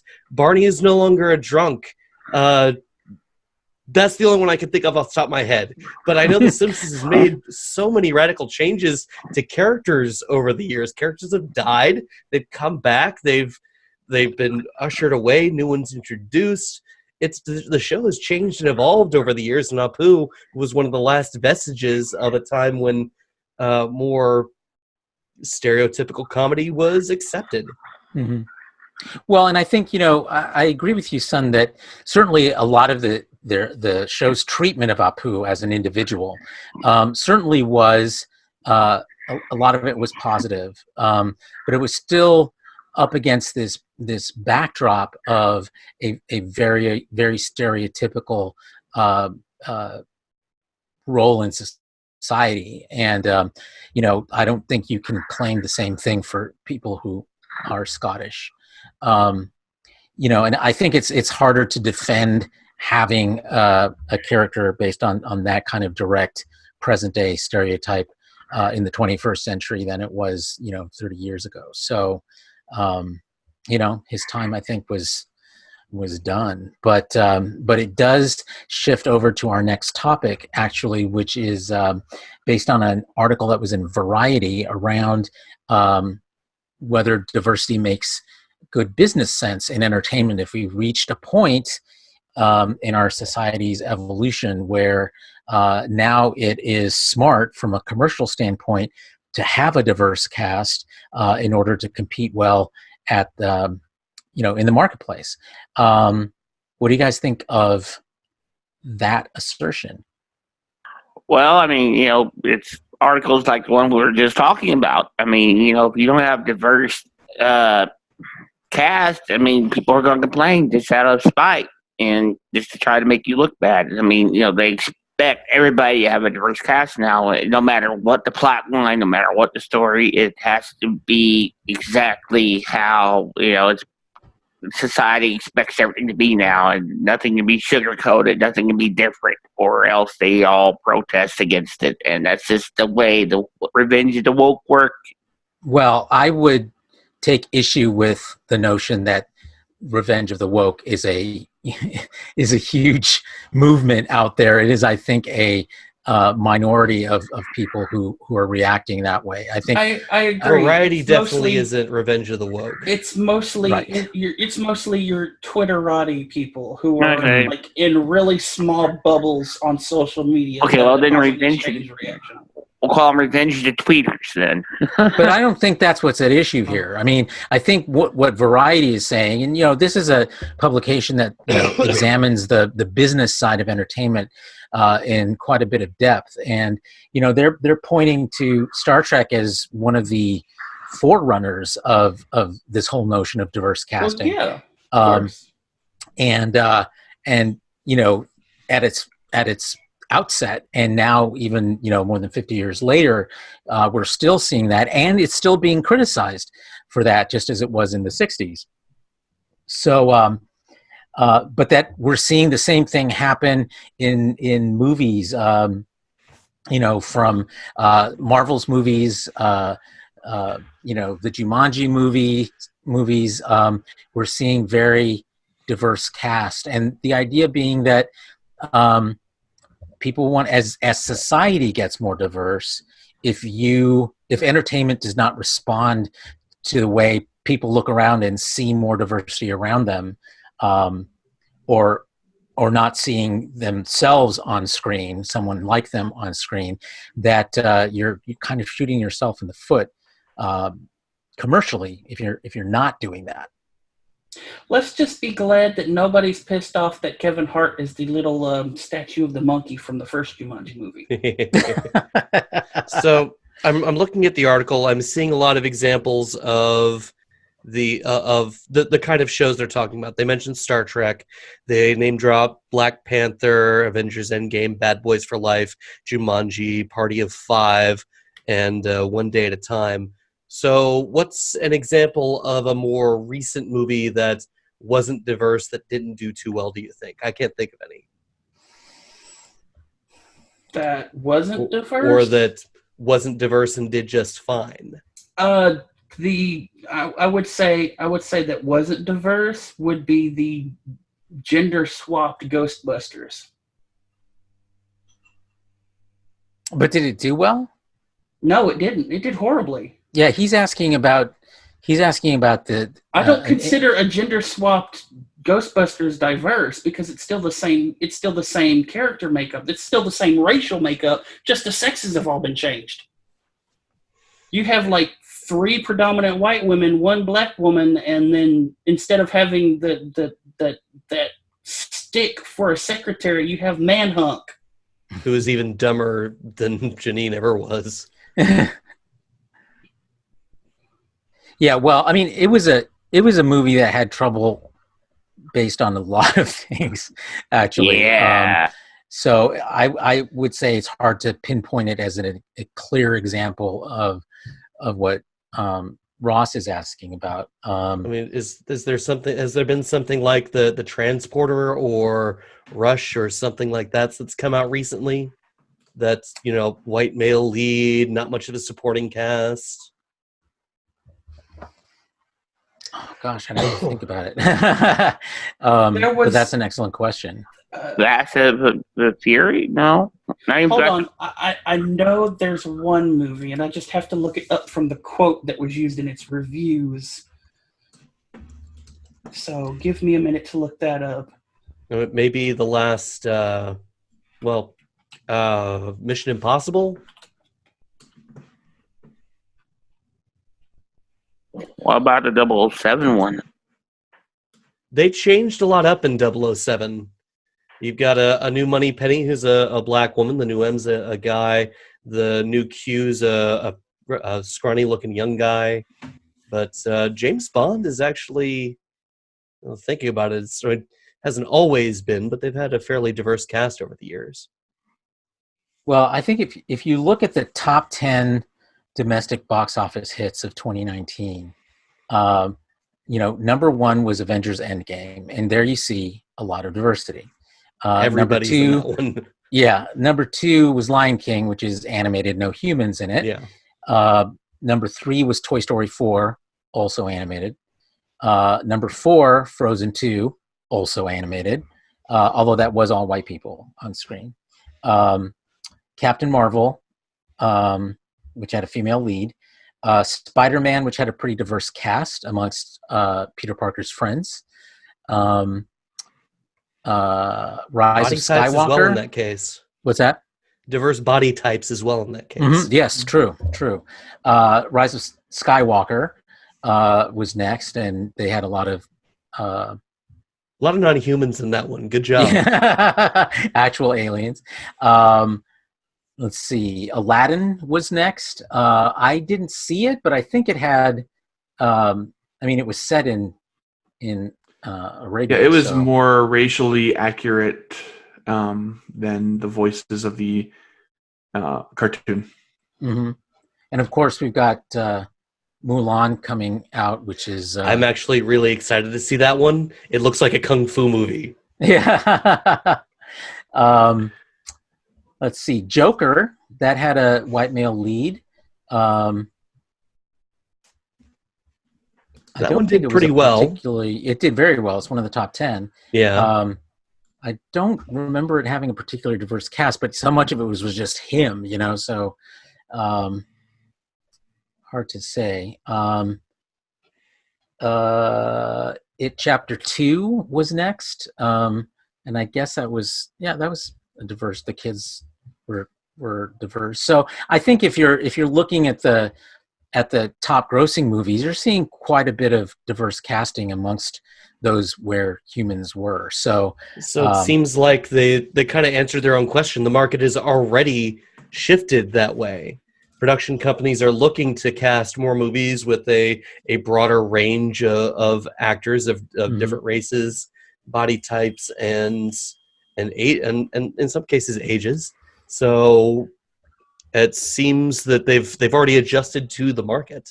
Mm-hmm. There is one genre of film and industry where that is not the case, and that's the revenge film. Is what? The revenge film. Your Taken type movies. Mm-hmm. The movie I was looking up for and I cannot find for the life of me was about another father type character who has someone from his family taken or killed, and he spends the movie getting revenge. And the critics for the movie called it, quote unquote, masturbatory gun nut fantasy. What was the name of that one? I don't remember the name of the movie. But you remember the critics quote? Yeah, I remember because it was quite visceral. And there was one that came out not a year later that was about a mom who had the same thing happen, and she goes on the same kind of revenge. And again, a white lady who goes on the same revenge. And I specifically said, I'm still waiting for them to say the same thing about this other movie for this movie. And it didn't take too long after me saying that before those same comments started popping up. Mm-hmm. But yeah, I think you may be right, because it's based, those kinds of revenge movies are really about family. Whoever's the lead his family is likely to be a similar race. So right. The issues, whether, who the kidnappers are and how they're portrayed and what the supporting cast looks like and all those kinds of other factors that can, mitigate that. So, yeah. But I think it's a good observation about that genre. One thing I noticed in the Variety article is they quote Amy Lippman, who's one of the producers of the new Party of Five on Fox. I'm sorry, they're on Freeform, I think. Freeform. And the original Party of Five was on Fox. And she was also a producer of the original. And she actually says that this version is a better story than the one in the 90s, because we're seeing a family that is like many, many, many, many other families in the country today, whereas the Salingers back in the 90s were, orphaned, they lost their parents and were orphaned, and that doesn't really happen that often. So her point is, in terms of the kind of appeal this story has, the kind of universality that this new version has, that is easier to establish and more powerful for more viewers than the original probably was. So an interesting observation, I thought. And one of the things I was on a Facebook page, and I think there was a comment about this particular article, and someone's like, "Well, you don't need diversity if you have a good story," and I'm like, "But if you don't connect with someone in that story, are you going to be interested to go watch it?" Exactly. Exactly. And so diversity isn't about just, like you said earlier, quota. It's about creating. When you're telling a story, you want to create characters that your audience can connect with, and sometimes that involves being racially different, having a different gender, having a different, sexuality. If you want to, the broader your audience, the broader your characters need to be to make those connections. I think you're right. I mean, my philosophy on go ahead, son. I'll talk after you. That's true, but the inverse also happens, because if the bad guy happens to be your race and is like a character who is not you, you don't connect, and you also turn off from the show. No, you're right. And I think we see that in Discovery Season 1, where there was a lot of backlash from people of my race, gender, sexuality, because the only white hetero guy was the bad guy. But, I mean, I think they're wrong. I think that just watch the story and watch the people you can connect with their characters. I'd say, I think that's probably the main argument here is, yes, having a diverse cast is one thing, but having a character connection is often more important than what the color of the character is that you're portraying. No, you're right. You have to find other traits, right? So like in Season 1 Discovery, I connected with Saru because I have a lot of feelings of insecurity and things like that. So I had that connection with him. That's why diversity just can't be the way people look.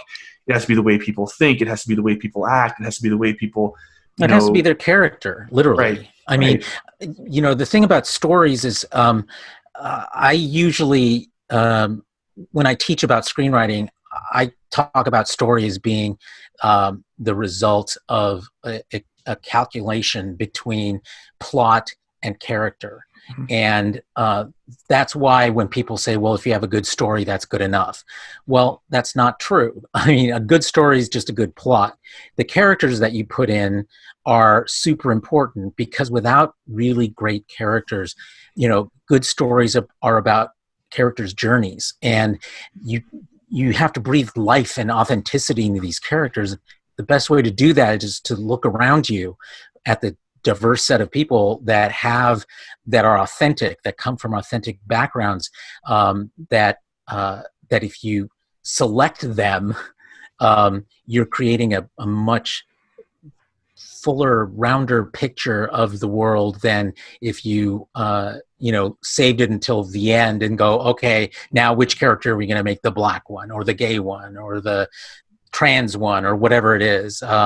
In conceiving a story, if you think about those things and how they contribute to the journey the characters are on, both as individuals and together, then that's where it really makes sense to start having those considerations, not as an afterthought. Speaking of two examples come to my mind. One that's actually quite personal to this group. When we were talking about Star Trek Picard leading up to the premiere, Raul, who couldn't be here with us today, spent a lot of time talking about how Jean-Luc himself appeals to an older generation, and after the premiere, he was glowing about how he was treated in the episode by the people around him, the respect, the dignity, and that seemed to really, really resonate with him.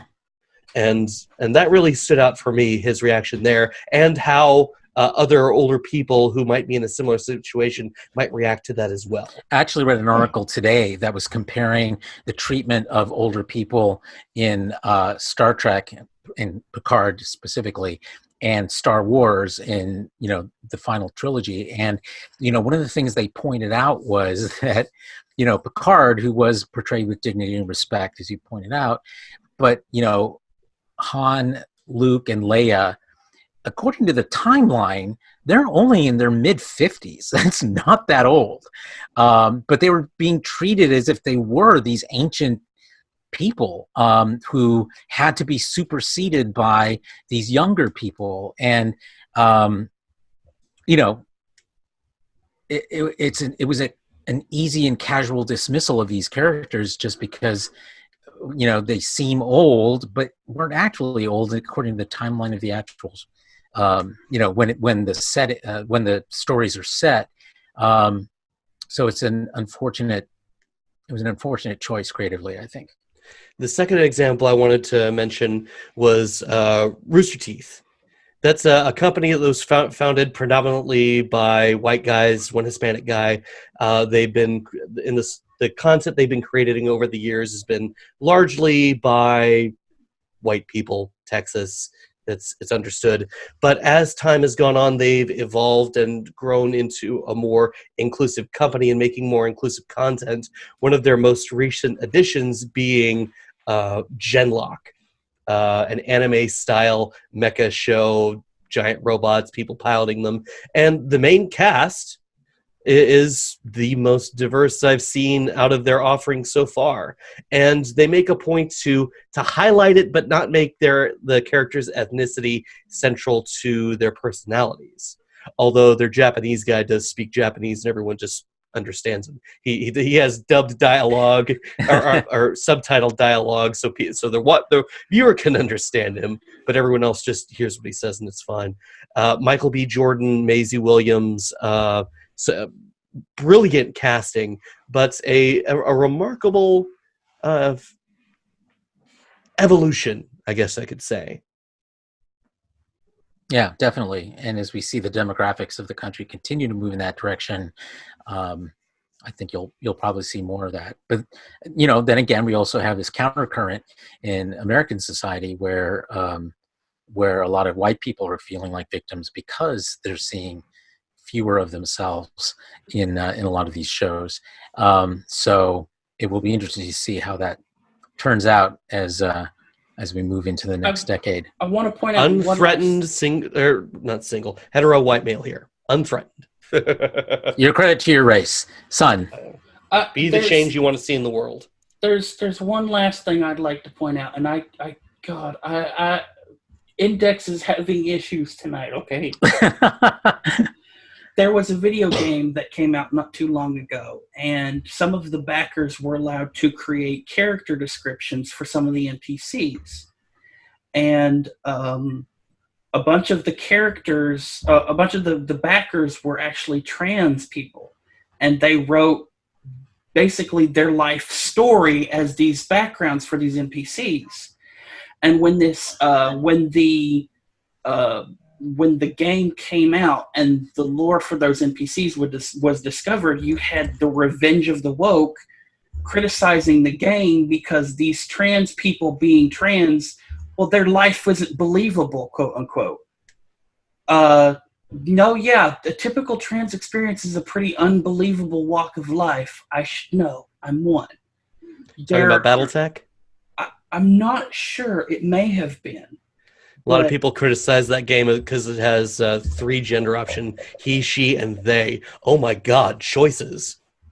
But it was basically that a couple of the characters as NPCs were trans, and they had the person who created that backstory. It was their life as a trans person, and it's one of these things where you go. You talk about diversity, then you turn around and say, you can't really be this way because this way isn't what I conform to be believable. And it's like, yeah, but you've not lived my life. How can you know what's believable or not? That's a good point. I mean, I think the only caution I have around that is I have a problem with painting with broad brushes. So I love the expression "Revenge of the Woke," but I also think it's important to follow that up with specific examples. Who was it who specifically said that? what individuals are we talking about? Because otherwise, the more we just sort of put a lot of people into one big group without really naming anybody, the more that feels to me like othering rather than holding people accountable. And I believe in holding people accountable, but I don't believe in rounding people up into a big group so you can condemn them all. Well, you'd always break And I'm them not up accusing into you of parts. that. I'm just saying, just a second. I'm not accusing you of that, son, just so I'm clear. No, I'm just I saying understand. that's that's the way my mind works. The red We flags have that to pop be up. careful about putting people in groups because we don't want to be just like the people who put other people in groups. Exactly. Agreed. We always break Dustin, them up go into ahead. part. We always break them up into parts: part 1, part 2, part 3, part 4. All right. All All right. That bad joke. Sorry. I didn't get it actually, but that's just me. I Okay, so one last Star Trek note before we move on to some industry news. I thought it was interesting that CBS has made the first episode of Star Trek Picard available for free, I think worldwide, on YouTube. Did you all see that news this week? Yeah, they It's actually not worldwide, Just US? I think. Okay. I've seen a couple people complain that it wasn't available in their country. I don't know what country that was, but Yeah, it probably is because of licensing. They don't have the right to do that anywhere outside of the US, maybe Canada. And now they did do this for Discovery for the first 2 episodes of season 1. And I can't remember if they did it for season 2 or not, but I remember for season 1 they did it because Mecha Random and all them attacked them vigorously for it. Yeah, they Did did they, season or- 2. I know they did a broadcast for season 1. I didn't know they put it on YouTube. Yeah, season 1. And did he do season 2 as well? Yeah, they did the premiere episode of season 2. It was on YouTube. Yeah, I Okay. thought it was just the 2-hour premiere, and then in season 2 was just the first episode. Yeah. I didn't know about any other ones. But the point really being that is this a good marketing move on the part of CBS, and does it betray confidence in how successful this show is turning out to be, or is it a desperation move to try to desperately I don't know get why people you're to listening to subscribe? Mecha Random. Huh? Stop that. I'm not quoting anybody here, but This is literally just putting out a Coke commercial before Coke goes to market. That's all this is. That's all isn't it more like giving everybody a free Coke before Coke goes to market? Well, yeah.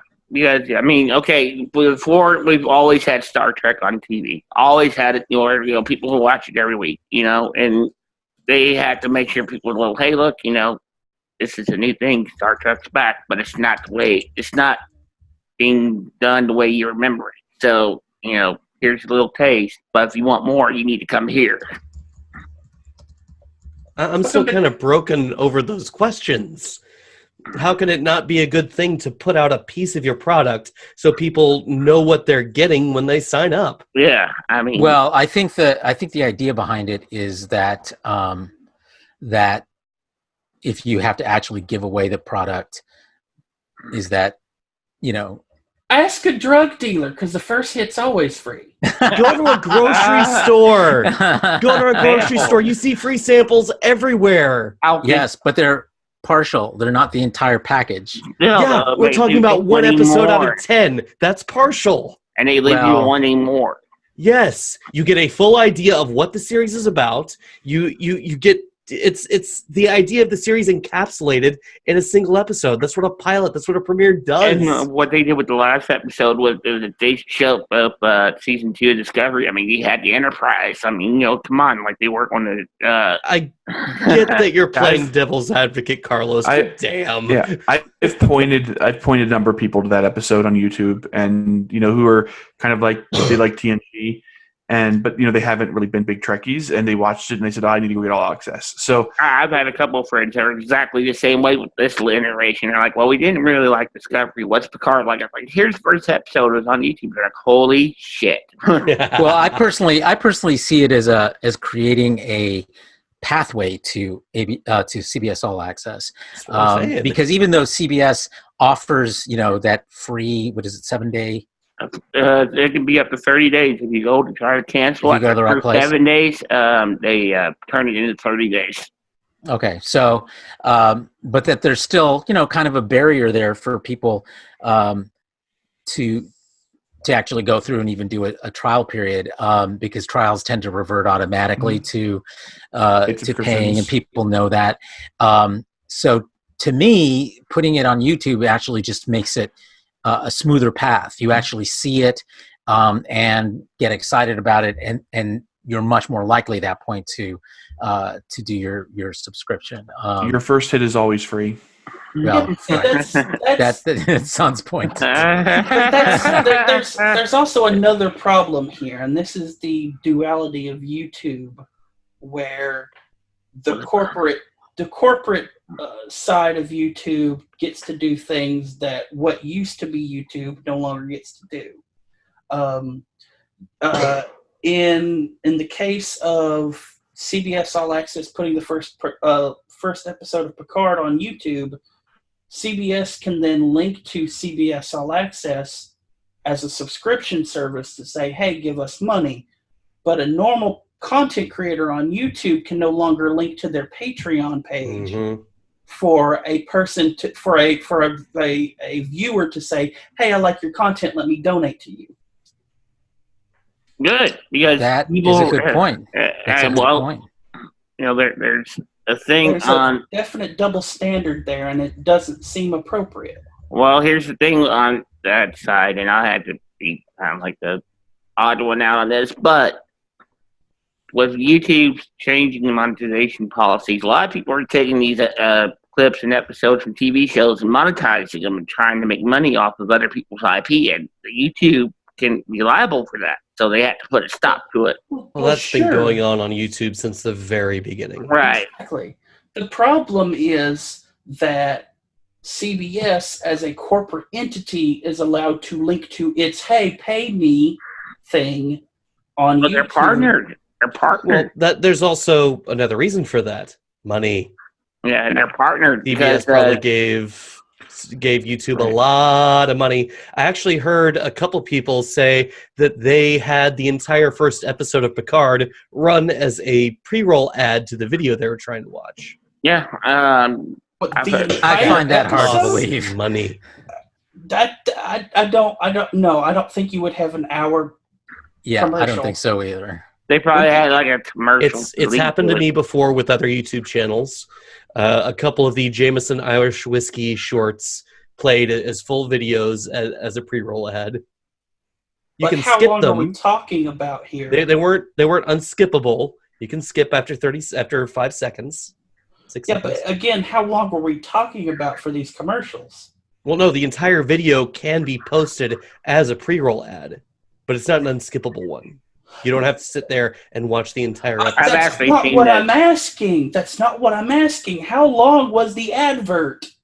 Oh, it's a The whole length video. of the episode. 45 minutes. Yeah, No, 'cause they actually No, do that. for the ones that you saw, Ross. Oh, no, I didn't see it. Oh, for the one I saw, it was Yeah. only 3 minutes. Yeah, that's Again, 3 minutes That's not the same versus thing. almost an hour. I'm saying it can happen. I'm saying happened to I've me, never not for this seen it happen, episode. and it's but one it of the has things happened. I'm really I've seen it happen. skeptical about. I've actually seen it. I think the You've longest. seen an hour-long ad? Not an hour, but I've seen 30-minute one before, and it's been on one of the. It's been on Sondoris' channel on YouTube, and then Linus has had one on his before. On Linus Tech Tips. The longest commercial I have ever seen on YouTube has been for like one of those donate to us foundations for something. And it was 25 minutes. It was a YouTube thing. It was YouTube, like a YouTube Live TV or YouTube back when YouTube Red was a thing. Oh, it's called premium now. So explain something to me, son, because I just looked at CBS All Access's YouTube presentation of the first episode of Picard, and they do have a link to sign up, but it is a link in the text of the video description. And Right. my understanding is YouTube does not police that. What it removed was the ability to create links in the as end cards in the in a video. And CBS does not do that in this episode. See, I was That's something I did bring up. Thank you for looking at that, because I tried to set up something similar for us where I can have a link back to our Facebook group, but it won't let you do it no more. The option's there, but it's been taken away. Yeah, you got to post all links in the description, but nobody looks at the description. Nope. That's not true. Plus, if you put it high up, the description shows up. The first line or two shows up on the video. So I had people thinking, and the description. Yeah, I had people in chat the other day, and like this was only like the third or fourth line down, and they're all thinking that we were actually live. And Rob's like, no, and then Rob's like, oh, they'll figure it out. Yeah, I mean, I think there are ways around it. Links in the description. You can have a link actually embedded in the video. And if you do, a bit.ly or a shortened one, so it's easy to remember, right? That too. What all that they got rid of was the ability to put the iCard in the iCard at the end. I may be misremembering the story, but I'm pretty sure there was a huge backlash because YouTube itself was going to remove the link in description stuff. That may have never happened because of said backlash, because it's happened. I don't think it's quite happened a bit on YouTube. But I think what you're thinking of is the iCard thing. If they remove their links from YouTube, they're really crippling creators by doing that. Because but that's nothing new for what YouTube is going through. True. I mean, I wouldn't put it past them at all that were, turn around and make it to where you have to have premium access in order to do any of that stuff. I mean, they're just getting to that point. Well, what I don't understand is why hasn't YouTube, if YouTube really is objecting to people getting direct funds through Patreon, why don't they just create their own version of Patreon for YouTube? They do. It's called members. Yeah, it's called members, but you have to have over 1,000 subscribers in order to do it. And what the problem is people are getting around that by using things like Streamlabs for super chats and doing stuff like Patreon instead of going through YouTube system. People are using Patreon in this system instead to get where they're going, which is what a certain subway that we all know was doing tonight in their live stream. Well, that's because they get a better cut than what they get through YouTube. Yeah, Like the most fascinating video I watched on YouTube in the last 3 months was, hey, you can copyright claim your own video because it's your content, and what happened was the guy who showed this went to an artist who created a piece of music that all of the copyright was then owned by the YouTube creator, right? So he commissioned a piece of music, and all of that music was then owned by the guy who has the YouTube channel. He then takes that piece of music to a music label who is known to be slightly litigious when it comes to copyright use on YouTube. So then he gets his music into those people's labels, and then basically sets it so that the end of his videos do nothing but play pretty much that whole song enough for the YouTube algorithm to catch it, so that the company can immediately flag it.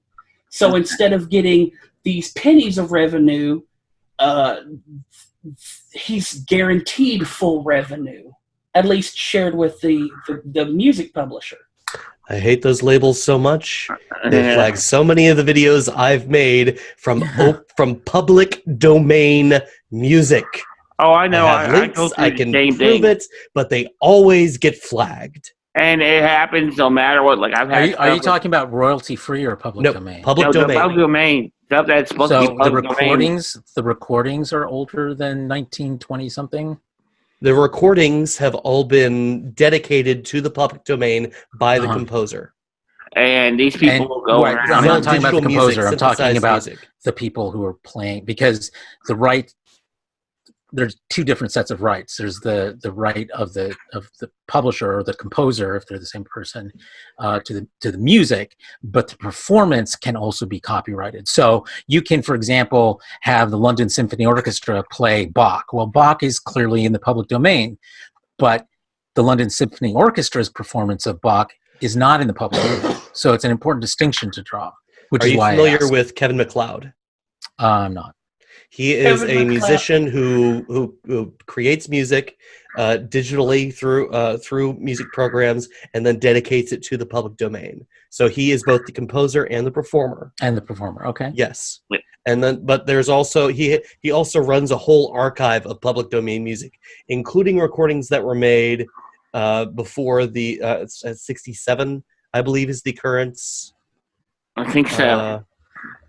I think 72 actually. 72, yes. Yeah. Made before 72. So like John Philip Sousa type Right. music recorded before then. Yeah. But it still gets claimed. Yep. It gets cleared does. when I show the links of where I got it from, Sure. but it still gets claimed. Now, you know, the interesting thing to me about that is, because I've had a similar thing happen where, you know, I've purchased royalty-free music that I, you know, then use in like a movie trailer or, you know, as background for an interview or something for one of my channels, and I will sometimes get flagged for that. And same thing, I have to send it. I have to, you know, show them that I bought the rights to use that commercially, and they take it off. But I think there's almost not going to be a way around it because, for example, Pond 5 is one of the big royalty-free music companies out there, and they need to know that people aren't taking their music without paying for it and using it on a YouTube video. So that means their stuff is entered in Content ID and it's going to be flagged. There's no way to tell that electronically, as far as I know, that, you know, the piece of music I used in my video is that I paid for is any different from a pirated version of the same music. So it's going to get flagged at the very least, no matter what. I think. Yeah, it will. But, that's why I didn't want to use any of that stuff for our thing. We use something from audioautics.com, I do believe. Well, yeah, I mean, YouTube has its own royalty-free music, and of course, Kevin MacLeod's company is called Incompetech, which I think is great. It's hilarious. So yeah, music is one of the. And I speak from personal experience here, music rights are one of the thorniest parts of entertainment law. And and not to mention sound effects too. Well, what's going on is most of this is from the Digital Millennium Copyright Act stuff. Yeah. And that is so skewed towards the music industry that you using fair use in the showing of a clip from a movie, the movie company can't necessarily claim the video, but the music industry for the music that might be playing can. Yeah, that's which why is really weird. That's the why music industry would have a stronger claim than the film you're showing is really weird. You can thank Napster for that. What's that, Jason? You can thank Napster for that. Yeah. I mean, they are two different sets of. I mean, even the Star Trek fan film guidelines are very clear about the fact that you know, if you use music like their permission for fan films to use Star Trek IP, so long as they stay within the strictures of the guidelines. Does not extend to the music because they are not the controllers of music rights. It's one of the things about film and television that's just crazy is that music is always separate, and you know, you've got composers, performers, you know, instrumental performers, singing performers, and all of them have a piece of that if you use it. And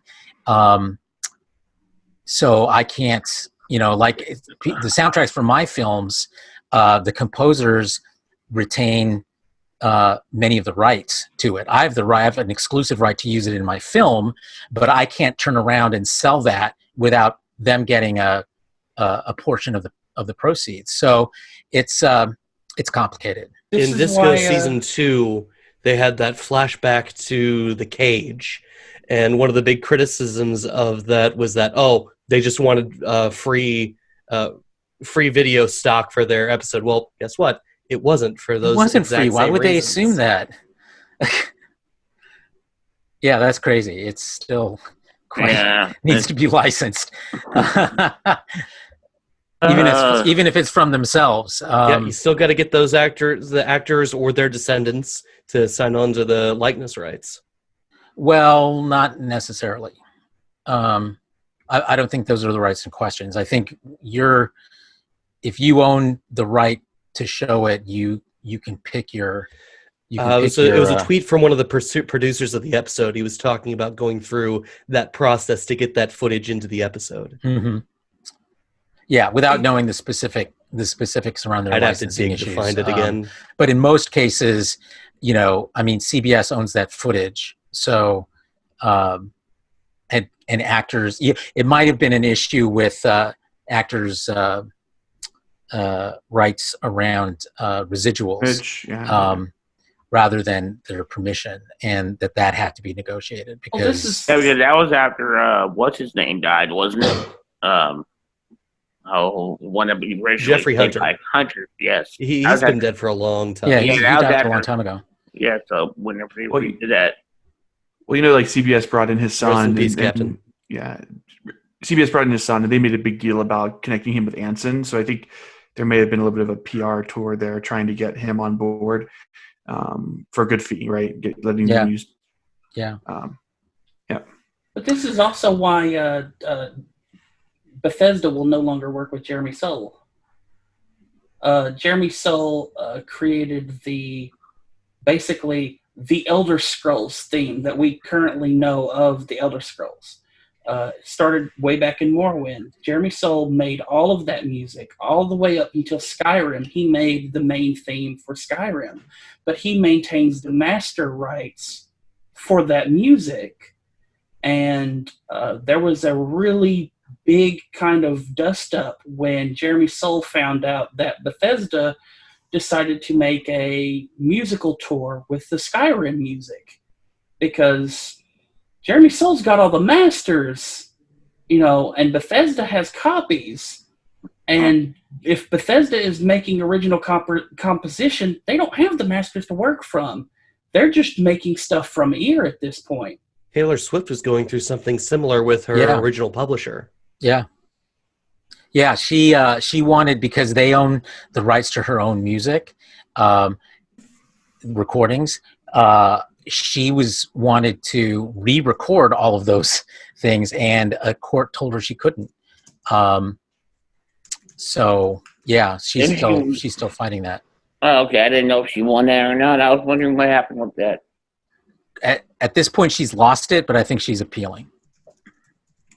Yeah, it's crazy. The labels and publishers often do tie up rights, even from the artists themselves, and so that it literally becomes illegal for them to sing their own music.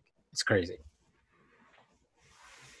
Anyway, so we're moving to our final segment of the evening, and that is, what are we watching? What have we been watching in the past week? Are we skipping the Time Warner story? We are, because we're running late. So okay. We'll that will still be a story. It's my fault. Yeah, that's all right. Believe me, if you look at the Trello, we had 2 items around AT&T, HBO Max, Time Warner, all of those companies put together, and Rooster Teeth is one of those companies. Yes. You know what? Yes. It's better than our normal, so I'll take it. Anyway, that will continue to be a story right up until even through May, when HBO Max launches. So we'll get around to this story sooner or later. So who would like to start us off on what have you been watching this week? How about you, son? So there's a documentary on Netflix called Betty White, the First Lady of Television. And it shows that Betty White was literally there at the initial beginnings of the television industry.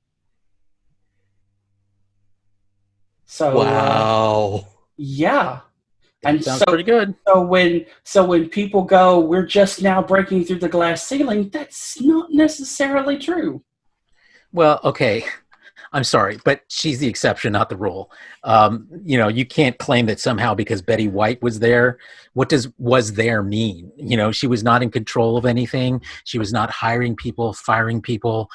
That's a gross, simple oversimplification of that. And in order to spin it into somehow saying that women were there and that's enough somehow. I'm not saying that it's like enough or anything, but yeah, women were there at the beginning. It's like women are half the population.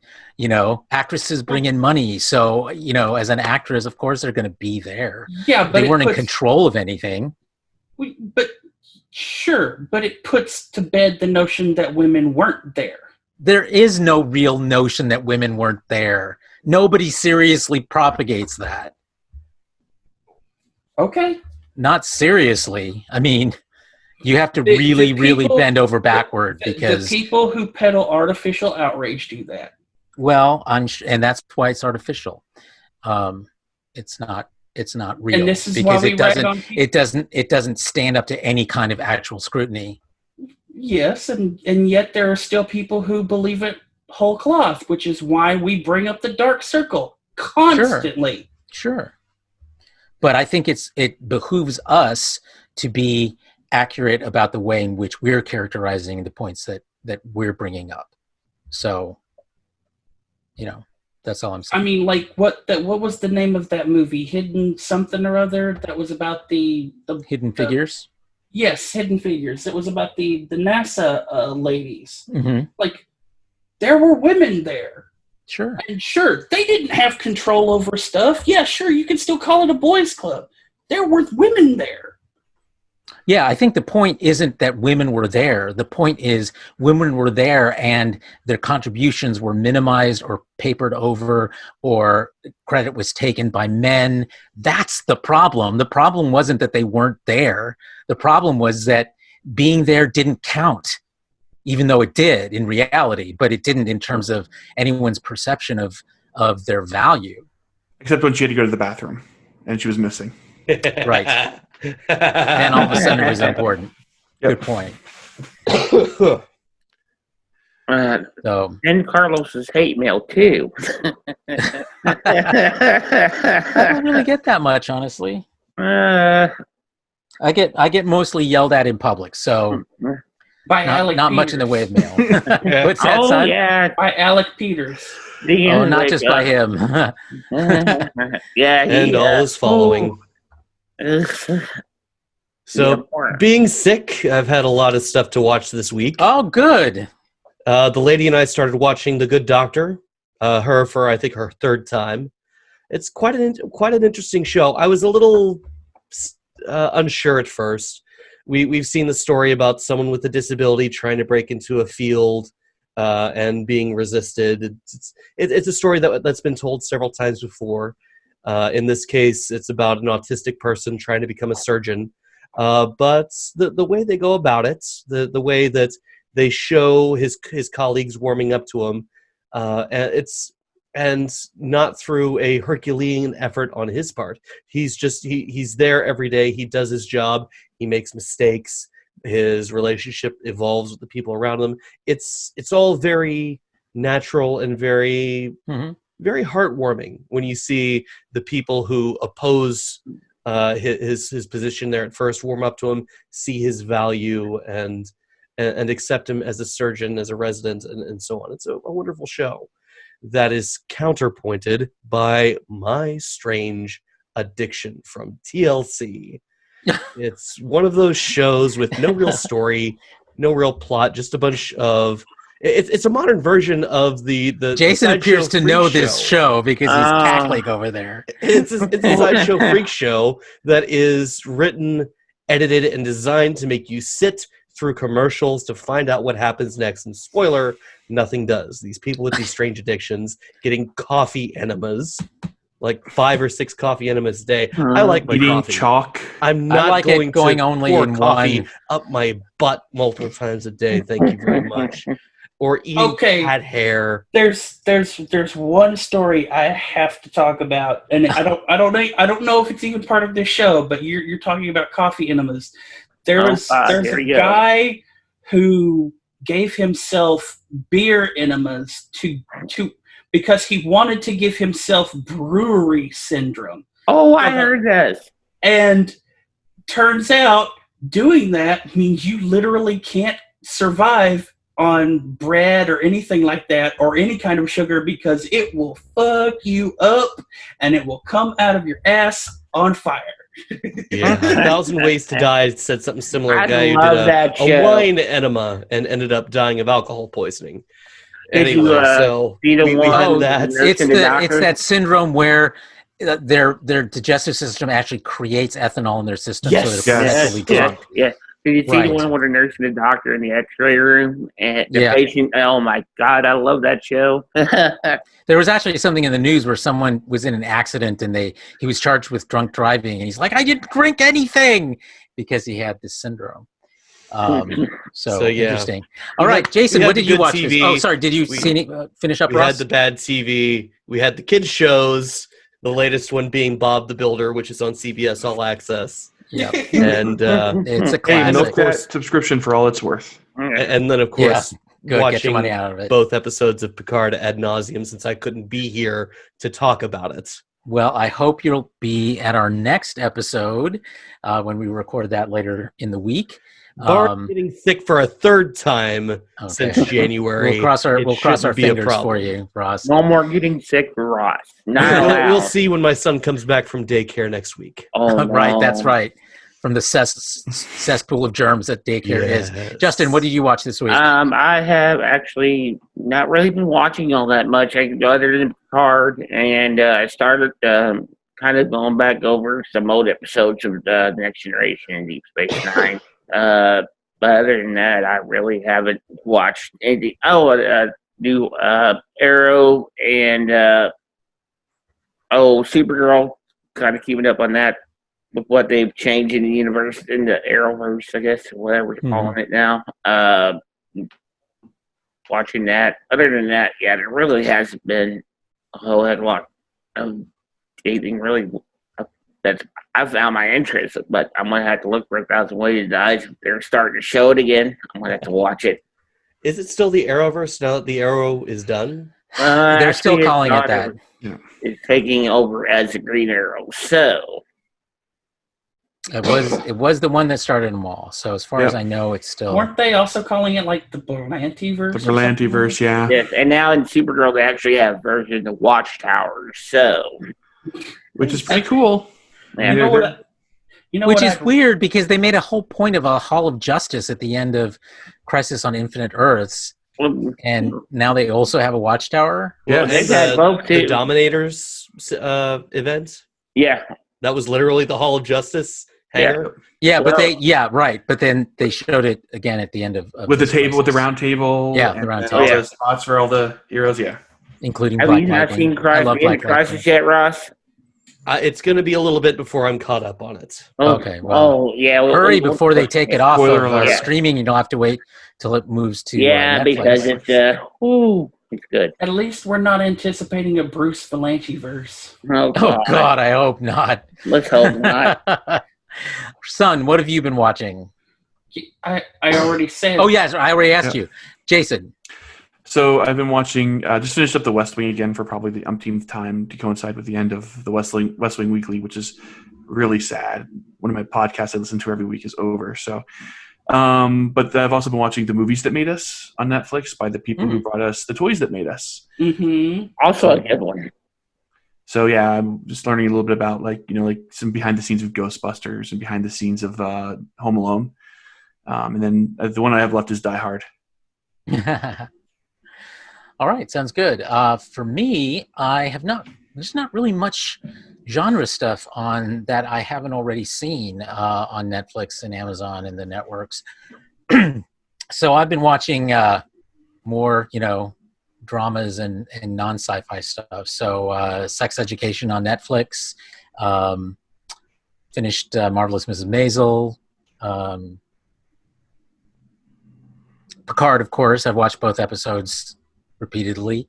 And like you, I've been watching some old TNG ones that I think shed some light on what we're seeing in Picard. So not a terribly eventful. Of course, This Is Us, because I'm that kind of guy. But nothing terribly exciting this week, but I'm sure that will turn around soon. This is appointment television for me and my wife. So yeah, of course. All right. Well, that brings us to the end of our episode this week. Thank you, everyone, for your contributions. We will be back next week. Hopefully, we'll have some of our sick colleagues returning, just like Ross did this week. And join us again. Thanks, everyone.